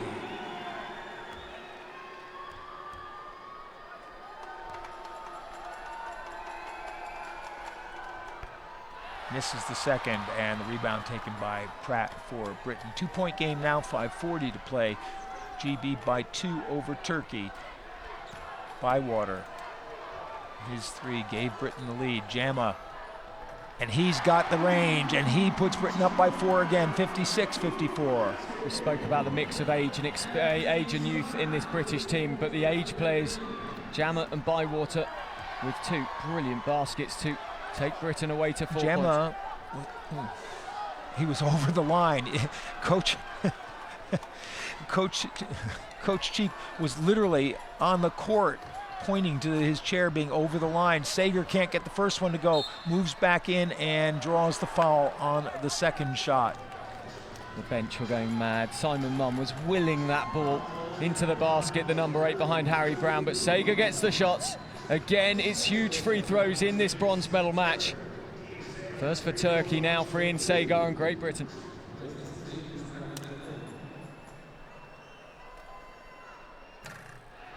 One from 2 for Sager so far from free throws.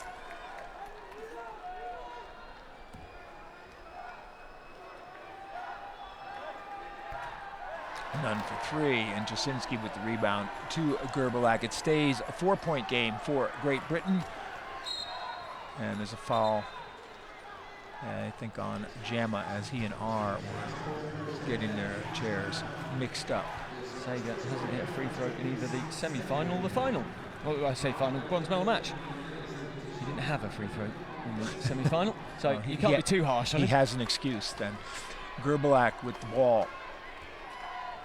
4:50 now, under the halfway point of the fourth quarter. 4:50 left in the game. Gerbilak inside to Jasinski, and Jasinski drops the layup in. Good passing by Turkey. Give the assist to Gundugu, and it is 54-56. 2-point lead for Britain. Zinchi, a player with 6.4 average points per game in the competition. 7 though for the match now. And Jama's hit another one. He's perfect in the fourth quarter. It's 58-54. And Jama was reaching in on Ferret, and he'll draw another foul. You saw him trying to hold Ferret back with the arm. Just his second right here, personal. watch that.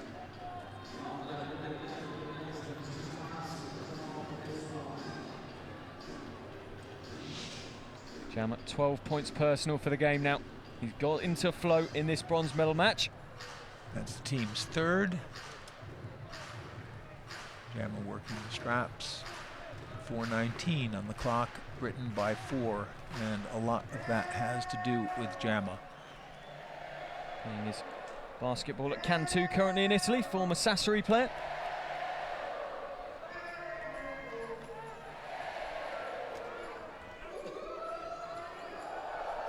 Gerbilak, 15 on the clock, lots of room, and the three goes off the rim and out of bounds to Britain with 4:08 to play. They lead by 4. Great Britain celebrate like they've just scored a basket there. They wheeled away, Jama and Orogbemi both. Fists clenched. It's what you want. It's the quick turnover in effect. Gerbilak losing his range from 3 points. Jama loses the ball. R picks it up for Turkey, and Jama fouls him and hides his head under his jersey. It is so uncharacteristic of Abdi Jama. He is one of the players you go to again and again for his shots in a game. You know he won't drop the ball, you know he'll make the perfect passes. He's such a low pointer, he doesn't take up many points for the team. Today he's just had a couple of little slips in the game, and to be fair, that's come throughout the tournament for Abdi, although, don't worry, no doubt in the last 3 minutes 55 he'll have an influence. He's been perfect on the shooting in this fourth quarter, but he's picked up 3 quick fouls. Great Britain are in the penalty now on the next foul. Ferret, I think Ferret right now has just lost the confidence to shoot. He's looking for Gerbilak. Gerbilak inside to Jasinski, and he lays it in again. It's a 2-point game, 58-56 with 3.5 to play. Bywater coming up for Britain. Jama shoots again, and this time he's off, but the rebound comes loose, and there's going to be a foul on Jasinski. Yeah, and crunching into Orogbemi's chest. It's down on the British number 15. Some German fans looking on in the crowd with glum faces. I'm sorry, he says. 14 on the shot clock. Turkey now with 4 fouls, so both teams will be in the penalty on the next foul. Sager in the middle, and it goes in. It's a 4-point game again, 60-56, Great Britain with 3 to play. Ian Sager now 18 points personal, 9 from 17, and Phil Pratt out to 10 assists for the match. 11 points, 7 rebounds for Pratt. Ferret out beyond 3, Gerbilak. They need to get inside. Ferret inside, spins around, and the shot's going to be short. The rebound is tipped twice to Jasinski, and he's fouled and won't get a basket. Sager with the foul. Everything is just, it's so tight right now. Zinchi only has 1 from 2 from the line. So Great Britain with the form he's in will be happy to take him on.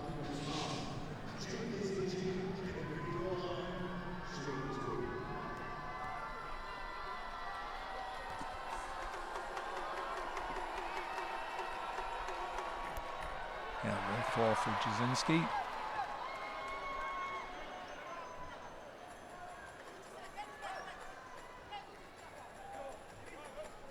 Need a little template to understand the writing on Bywater's arms. I think the Federation ought to issue like a tattoo guide chart for all the players who are tattooed. It'll take a while with Terry Bywater. And Jasinski misses the second one, and Bywater make sure he's got the rebound as Gerbalak was coming in to try to take it away from him. Bywater's wheels in, now turns around, gives it to Pratt. Bywater for three. He hits a three, that is huge, 63-56, and Britain up by 7 with 2.5, and this changes the whole tenor of the game. That is a huge basket for Great Britain. Bywater will not need a tattoo of a bronze medal, because if Great Britain continue like this, he's going to have his 3rd in 5 Paralympic Games. Great Britain 20-7 in the 4th quarter. They lead 63-56 with 2:27 left to go. The Turkish defences just not quite there at the moment, and their shot, as you saw with Gajinci from the line a few moments ago, has just fallen away as well. That's true. Gerbalak hasn't hit from 3, and all of a sudden in the 4th quarter, well, actually going back to the end of the 3rd quarter, and that 4-point play by Chowdhury, Jama came out, hit a few shots. They hit 2 threes now in this period. Just looking at the overall statistics and the minutes played of the game, for Gerbalak, he's only played 28:09 in this game, so he's been off for actually a significant percentage of the time, 35 minutes per quarter. No, but that's only the 28 in the first 3 quarters. He's only been off for 2 minutes. It doesn't update by the minute.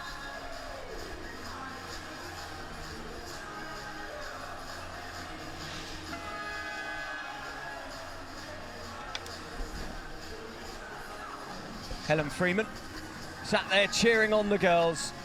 They'll have been gutted not to win bronze. Freeman and Katie Morrow alongside Hazelden, Williams and the co-captain Carrigill.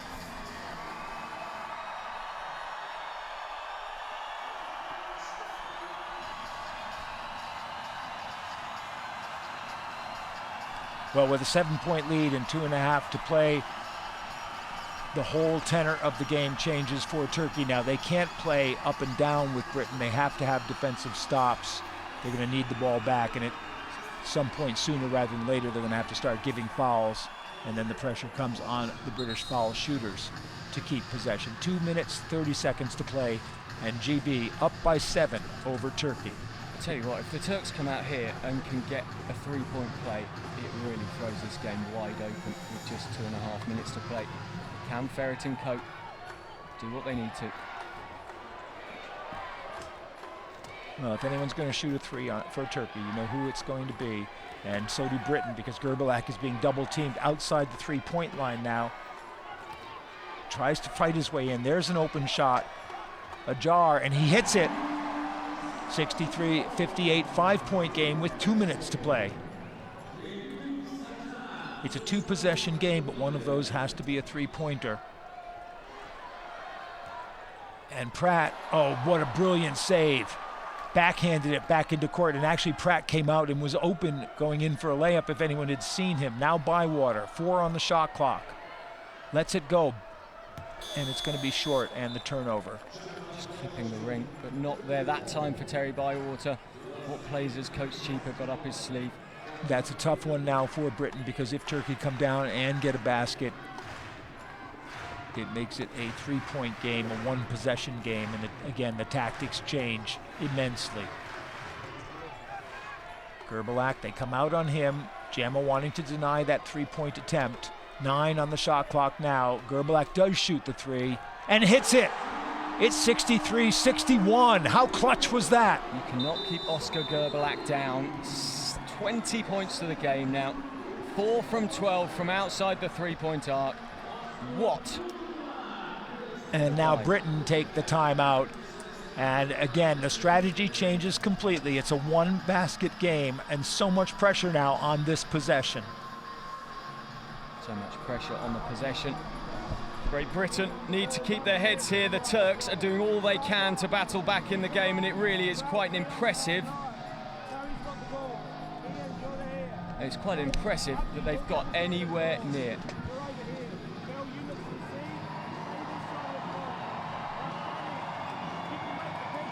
Barnett again. We spoke about it earlier, Mike. Calm and collected in pressure situations. Can his team stay that way? Can Oscar clinch the Turks' first Paralympic medal in the wheelchair basketball game? It would be such a historic game for their team. And it's such an interesting situation. What Britain need and want in this is simply a good shot. They want a good shot. They'd love to get the follow-up, obviously, but whether the shot is in or out, you know what Turkey is going to do, and you know who you have to control, because the ball's going to be in Gerbilak's hands. You mentioned it in one of the previous plays. They were getting the double team on Gerbilak, but you almost need to triple team him. The problem is you've seen R and Co getting in. If he just dinks it over the top to them, they're in for a 2. Will that be enough? We'll wait to see. Wow, it's so exciting here at Rio. This is great stuff, and it has been a game of ebb and flow. Nobody's been able to take a lead of more than about 6 points. Turkey went up by 9 at one point, and Britain came right back on that. And if you look quarter by quarter, it's up and down. Well, totally, it's a seesaw. But I mean, 8-point difference in the third. I almost can't believe. In the fourth, I almost can't believe. Great Britain 20-12, but Turkey 19-14. Amy Conroy, I'm on TV. You've been on TV all through the tournament. You've played a great tournament. Oh. And yeah, first quarter to Turkey by 6. Second quarter to Britain by 5. Third quarter to Turkey by 5. And this quarter so far to Britain by 8. 1:24 to play in the game. Britain with a 2-point lead and the ball. Jama up at the top. Bywater on the left side. Ferret on him into Sager, but away from the basket. Jama's open. Gets the pass. Down to Pratt. He's got an open look. The shot doesn't fall, and Ferret with the rebound now, and there'll be a foul on Sager in the backcourt. And, well, fouling is one thing you don't really want to do there. No, it's not. And Great Britain opened the option up for Phil Pratt really, really nicely. You expected him to take I know, and I know what you're going to say now because you said it earlier on. Watch the expression on Ferret's face. You've never seen somebody in such pain.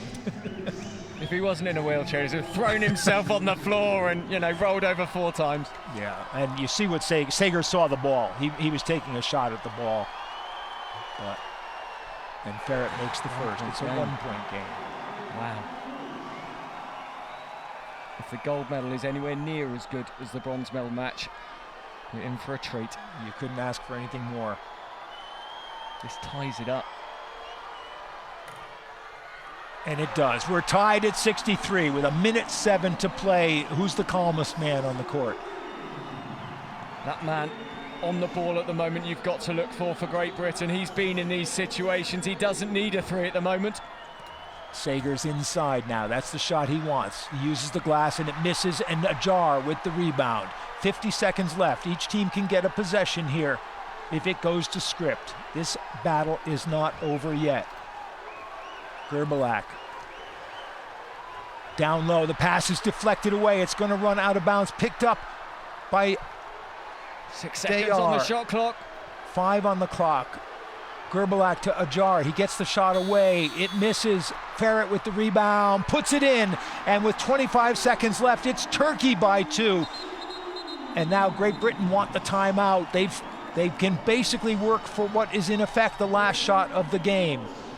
Ferret Gamouche has just put 4 points on the board for the Turks, and has he taken them to the bronze? Look at what it means to them. Great Britain, 96 they lost the silver medal, 2000 they lost the bronze medal, 2004 they won the bronze medal, 2008 they won the bronze medal, 2012 they lost it. And are they going to lose it again for 2 Paralympics on the spin? It was the Americans last time that broke British hearts. Will it be the Turks in Rio? Now, in an ideal world, Great Britain would like to hold the ball, get the last shot of the game, and put it in the hands of someone with an open shot, at least tie it. Doesn't have to be a 3, but you want a good shot, and you don't want to leave much time for Turkey on the other end. You don't have to wait until 1 second, but you really want to get it away and give Turkey less than 5, say. I agree. Would they look to Abdi Jama? I know he's hitting points, but he hasn't been in a great rhythm today. I think they're going to look potentially Sager and almost definitely Bywater. It's the strength and the weakness of having a balanced lineup. You need to work to get somebody a good shot. If it's Turkey, you put the ball in Gerbilak's hands and let him decide if he's got a shot or if he needs a pass. And he got lucky with Ferret on the last one because they nearly lost that ball. And Delay kept it in. Ferret just beat the buzzer. Bywater at the foul line, off balance, and hits it. 14 seconds left now. Terry, what a shot, what a player. He The was man for the big moment. leaning on his left wheel. Turkey have no timeouts left, so they come down immediately with Gerbalak. 4, 3, 2, 1. Ferret It won't misses. Well, is there? It's No, just the whistles for the end. It would be a brave referee who blew a foul at that point, really. And so we're headed to overtime in this bronze medal game. How clutch was that by Bywater on his left wheel, leaning over and still hit the shot. But he's a man who knows what a bronze medal match is all about, Terry Bywater. The Turks have been magnificent. 22-16, they were behind in the fourth, but they came back and wow, what a performance from them. The bronze medalists from the World Championships, can they double up as bronze medalists of the Paralympic Games? Well, both teams in the penalty situation, so the foul situation will be crucial in this overtime. Any foul that you give basically is going to be shot except an offensive, if you commit an offensive foul. 65-65, and you know, looking at that, it's like a mathematical formula, a wave thing, as the score went back and forth, quarter by quarter. The word for it escapes me because my maths is about 40 years old. 6-5, 5-6. Yeah, and we're tied at 65. Shooting 44%, 46%. Steals 6 and 4. Offensive rebounds 11 and 10. Defensive rebounds a slight edge. Turnovers, though, a slight edge to Britain. It really couldn't be much closer on the statistic line. The 6 points from turnovers for Britain, balancing out the bad foul shooting. How do they come back? Who do they come back with? Who does Turkey come back with? Gerbalak will be on, no doubt. And who was the man who was defending Bywater and forced him to go onto one wheel to make that shot? They know each other well. Amy Conroy. She had her flag in her mouth. It was that tense. She's had a great competition, and it's so great to see just the camaraderie between the British girls and guys. 5 minutes of overtime to play now. The score's tied at 65. Bywater for 3. Doesn't get it, but the rebound to Pratt. Almost quietly. Good dish. Underneath, that won't go. Crucial there for Great Britain. Aragbani was a little bit too far under the basket. Gerbalak now, Pratt right on him, and Gerbalak wheels around him. Gerbalak being bumped as he comes down, and as I said, it's crucial now with fouls because you go to the line and you don't want to foul. He's the last guy on the team that you want to foul. Yeah, and I don't blame Terry Bywater for going for the 3 early on there, because that would have put the Turks under pressure. It would have meant, you know, they are chasing the game more than they want to be. But as you say, sending them to the line, and it's Gerbalak as well. You know, it's not really the player you want to send 80%. Makes the first. 80% in the game now goes higher. 72 for the tournament.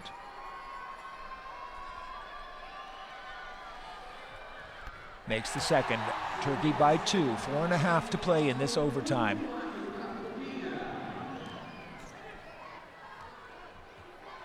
Bywater. Oh, great pass. And the basket. Aragbami open underneath. Bywater saw him. Paddy Aragbami would have been nervous there. He just missed one right underneath the basket. That time, experienced player, no mistakes, evens the game up. Sayak all alone at the foul line, and he hits. Big basket by Sayak, 69-67. Under 4 minutes to play now.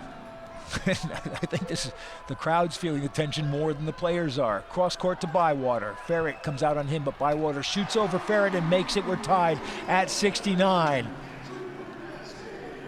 Bywater continuing in fine form. Sayak up to 4 points, 50% from the floor, and the low pointers for Turkey really having a good day today. Gerbalak. Sayak was setting the pick for him. Sets it again. Gerbalak. Oh, tried to put it in, but Sager was aware of that, and Sager tipped it away. And it's gone Great Britain's way. That is a crucial call from the referee. I don't know what he saw. But it was one saw it one way, one saw it the other way. The one with the better view got the call. And and the inbounds pass is stolen by Delay. And so Turkey get a fresh clock now with 3:16. Ian Sager, not the time to fall asleep. And Delay scooting in and puts it in. Another basket by the low pointers for Turkey. They lead by 2 with 3 to go. 14 points for Delay. What a start, what a player, what a game. And Sager now as they bring it across the halfway point, and Jama on the outside. Aragbemi drives in on his own. The layup won't go, but the rebound to Pratt over to Sager. It won't go for him. Pratt tips it again. Ajar. And he's fouled. Do you think she's nervous? Gerbalak, look at him. Heaving for breath. And the foul is actually Pratt on Gerbalak. Now, we complained about Ferret's response to a foul earlier. Phil Pratt there. Hey, come on, ref. And again, the last guy you want to foul is Gerbalak.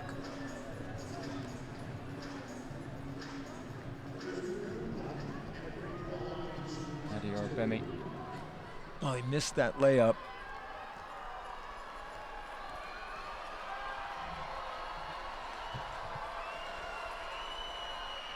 And Gerbalak hits the first.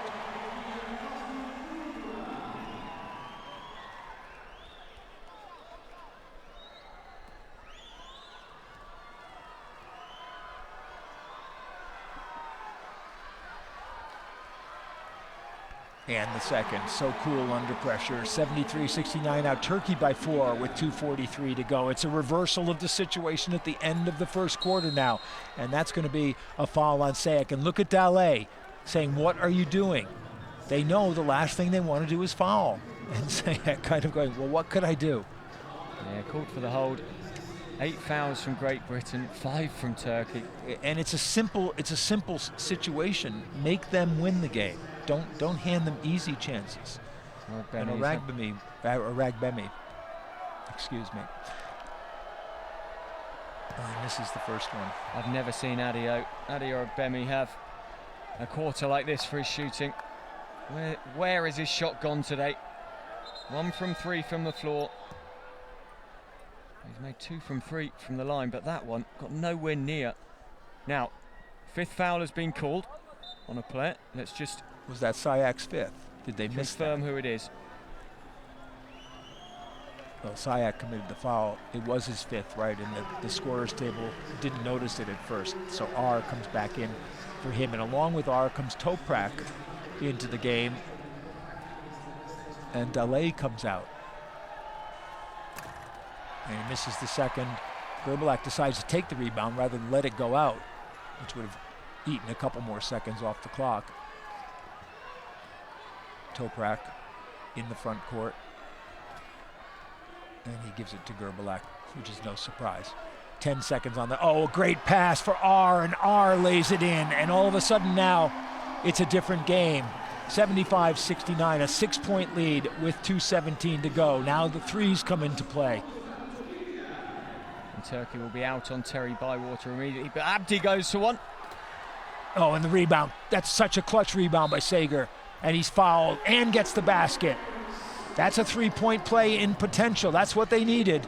That was a huge play. Huge offensive rebound for Ian Sager. The Turks fell asleep for a moment, and Ian Sager says, I will have that ball and I will take the points, and if you want to foul me en route, thank you very much. And that's exactly what Turkey did.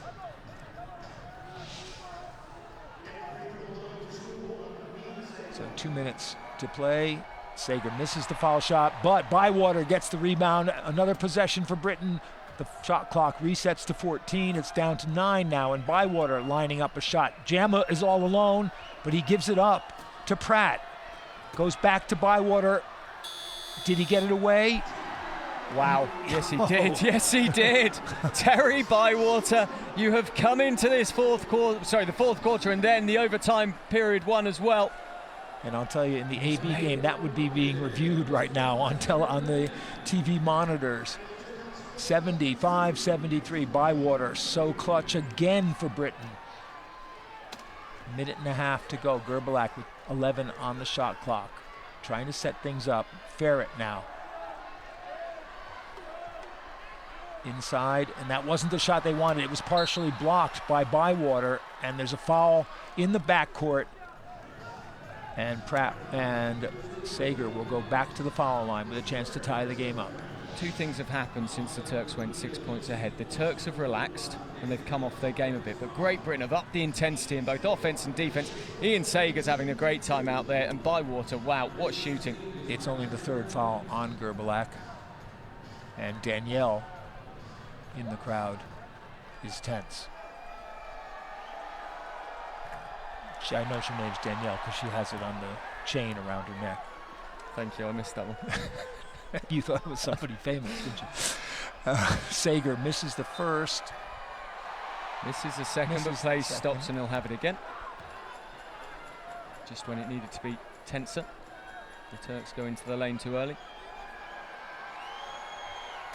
And the only time you see lane violations called are in tense moments of games. It's one of those rules. The basket hanging for R, and R just couldn't get his hands on the pass. He'd snuck down court. But yet again, did Turkey need to do that at that point in the game? They've got the 2-point advantage. They need to take the points however they come. They don't need to chase points at this time in the game. And they've thrown the possession away. It's a great point, because the clock, when you're in the lead, works in your favor. Totally does. Totally. All they need to eat the time down. Bywater for three. Great Britain in the lead by 1. 76-75, a minute 5 on the clock. Terry, 3 from 7 from his three-pointers, 43%. And Great Britain take the lead, and Terry Bywater now 19 points personal. And what was happening while we were watching the celebrations was that R was called for an offensive foul. And this will give Britain a chance to extend the lead after Gemma gets himself up. Sorry. Zadie Orbemi, who spins himself back out. It's Phil Pratt there. What an experience for him. Orbemi drew the offensive foul on R. Watch now, there's the three. It's not shot because it's an offensive foul, despite the penalty situation. But Britain have a chance now to go up by 2 more or 3 more. Bywater. And he hits it. Make it 3, 78-75. 52 seconds left now. Turkey down by 3. The 3-point shot is in play now for Turkey. They know Britain's going to have another possession regardless of what happens. And there's the 3 by Gerbalak. It goes in and out, and the rebound by Pratt. And Bywater, and he's fouled by Delay quickly with 35 seconds remaining. It's a delightful story, this one, for Terry Bywater. His 5th Paralympic Games, another bronze medal matchup. He's already got the 2, but he's lost Paralympic bronze medal matches.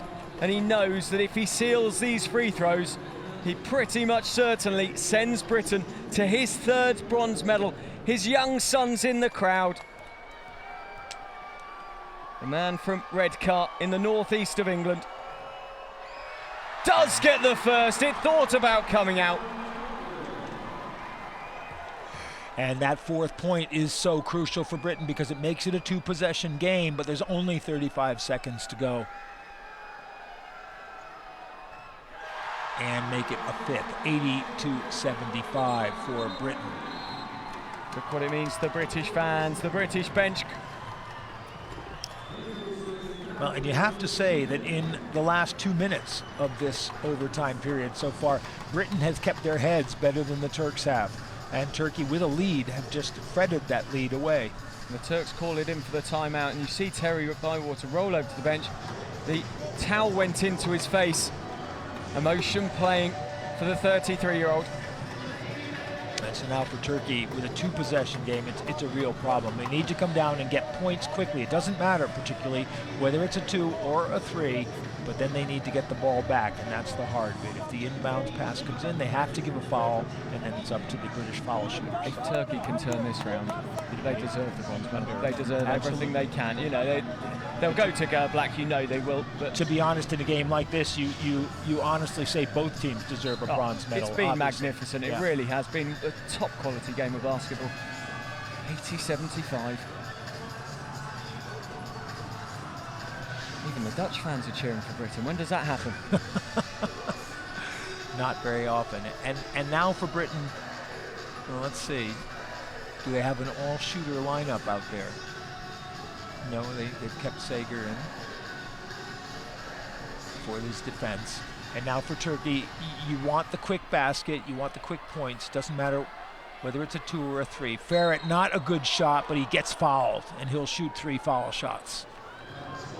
And Sager looking like, who fouled it? And it's important because there's 28.8 seconds left on the clock. If they sink these two, it brings it back to 3 points. If Britain then fail with their next attempt, there's still time on the clock for the Turks to come back down and potentially put the 3-point shot. Exactly, and for Britain, it's almost more important to use up as much of that clock as they can. And it'll be an interesting dilemma for Turkey, whether they foul to get the ball and you're willing to risk the foul shots, or whether you come back.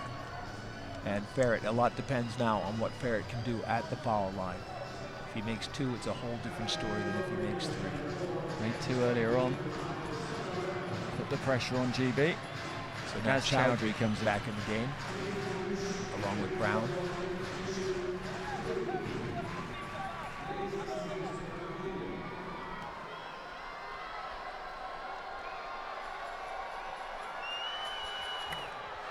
He misses the first.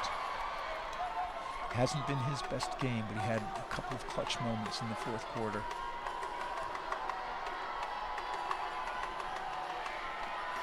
Makes the second. Great Britain won't mind that. Well, they will mind it, obviously. This one's crucial because if he makes it, it's a 1-possession game.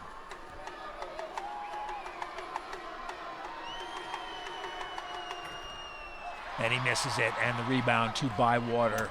They have to foul now. They have no choice. And the point I was about to make, Britain won't mind him making 1. You know, it keeps it 4 points the difference. That's okay. You can cope with that with 25.9 left in the game. But now they go to the line, and who is it? Pretty sure it's that man, Terry Bywater, once more. Yeah, and not the guy you want to foul. And another timeout taken here. Gerbalak, that was his 4th foul. Game of the tournament for you so far? Oh, that's a good question. I'm not sure, because even though it wound up being one-sided, Great Britain's semi-final against the US was such a brilliant game for so long. Oh, I think in the women's section that was by far and away the best match. I totally agree with you. Women's game. Totally agree. With the huge scoring by both women's teams, 167 points in that game. That for me was one of the real great games I've seen, in a long time. This one's pretty good. The Turks pull through up some close encounters, a 2-point win for the Australians over Turkey. Spain then beat the Australians. The Turks beat the Spanish. It all went all ways. That was crucial for Turkey to be able to beat Spain in that. And Spain, of course, will be playing in the final against the United States in the men's tournament. This, though, an absolute thriller. God blimey. If the gold medal match is even close to this, what a day it'll have been at the Rio 26 Paralympic Games. So 4-point lead for Britain. Make it 5.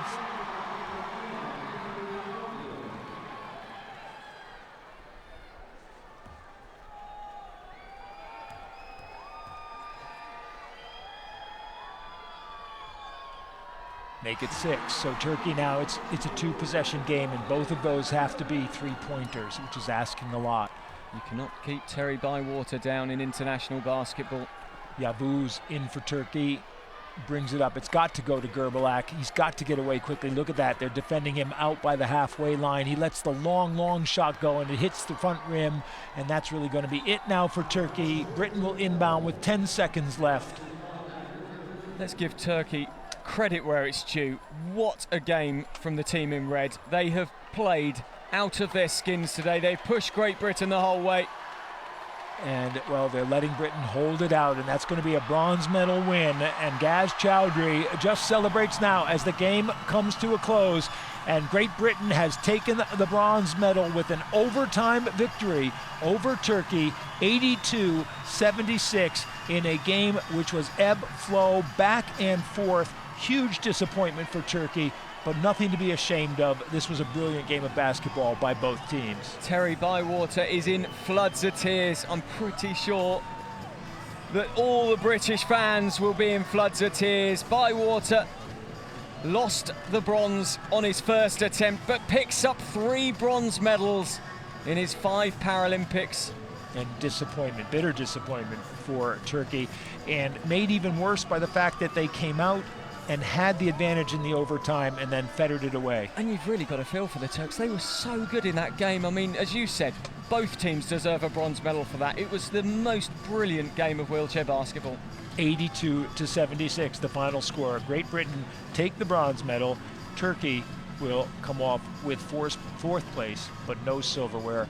And the game statistics, well, as even now as they were throughout the game. But the key statistic in this game, at the bottom of that list, points from turnovers, 19 for Great Britain, only 10 for Turkey, and that was really the key in the overtime. Yeah, it was, and the Turks with 15 turnovers as well, giving the ball up too often. The British fans, well, they had disappointment in the women's section, but in the men's, they've got the bronze, and you can see the level of emotion and what it means. They've travelled a long way. You have to really feel sorry for Kaan Delay. What a game from the low point player. He was a star for Turkey alongside Gerbalak, but Bywater really stood out for Great Britain in the end, and they seal it. 14 points for Delay, his game of the tournament. He's been good throughout, but he was exceptional in this.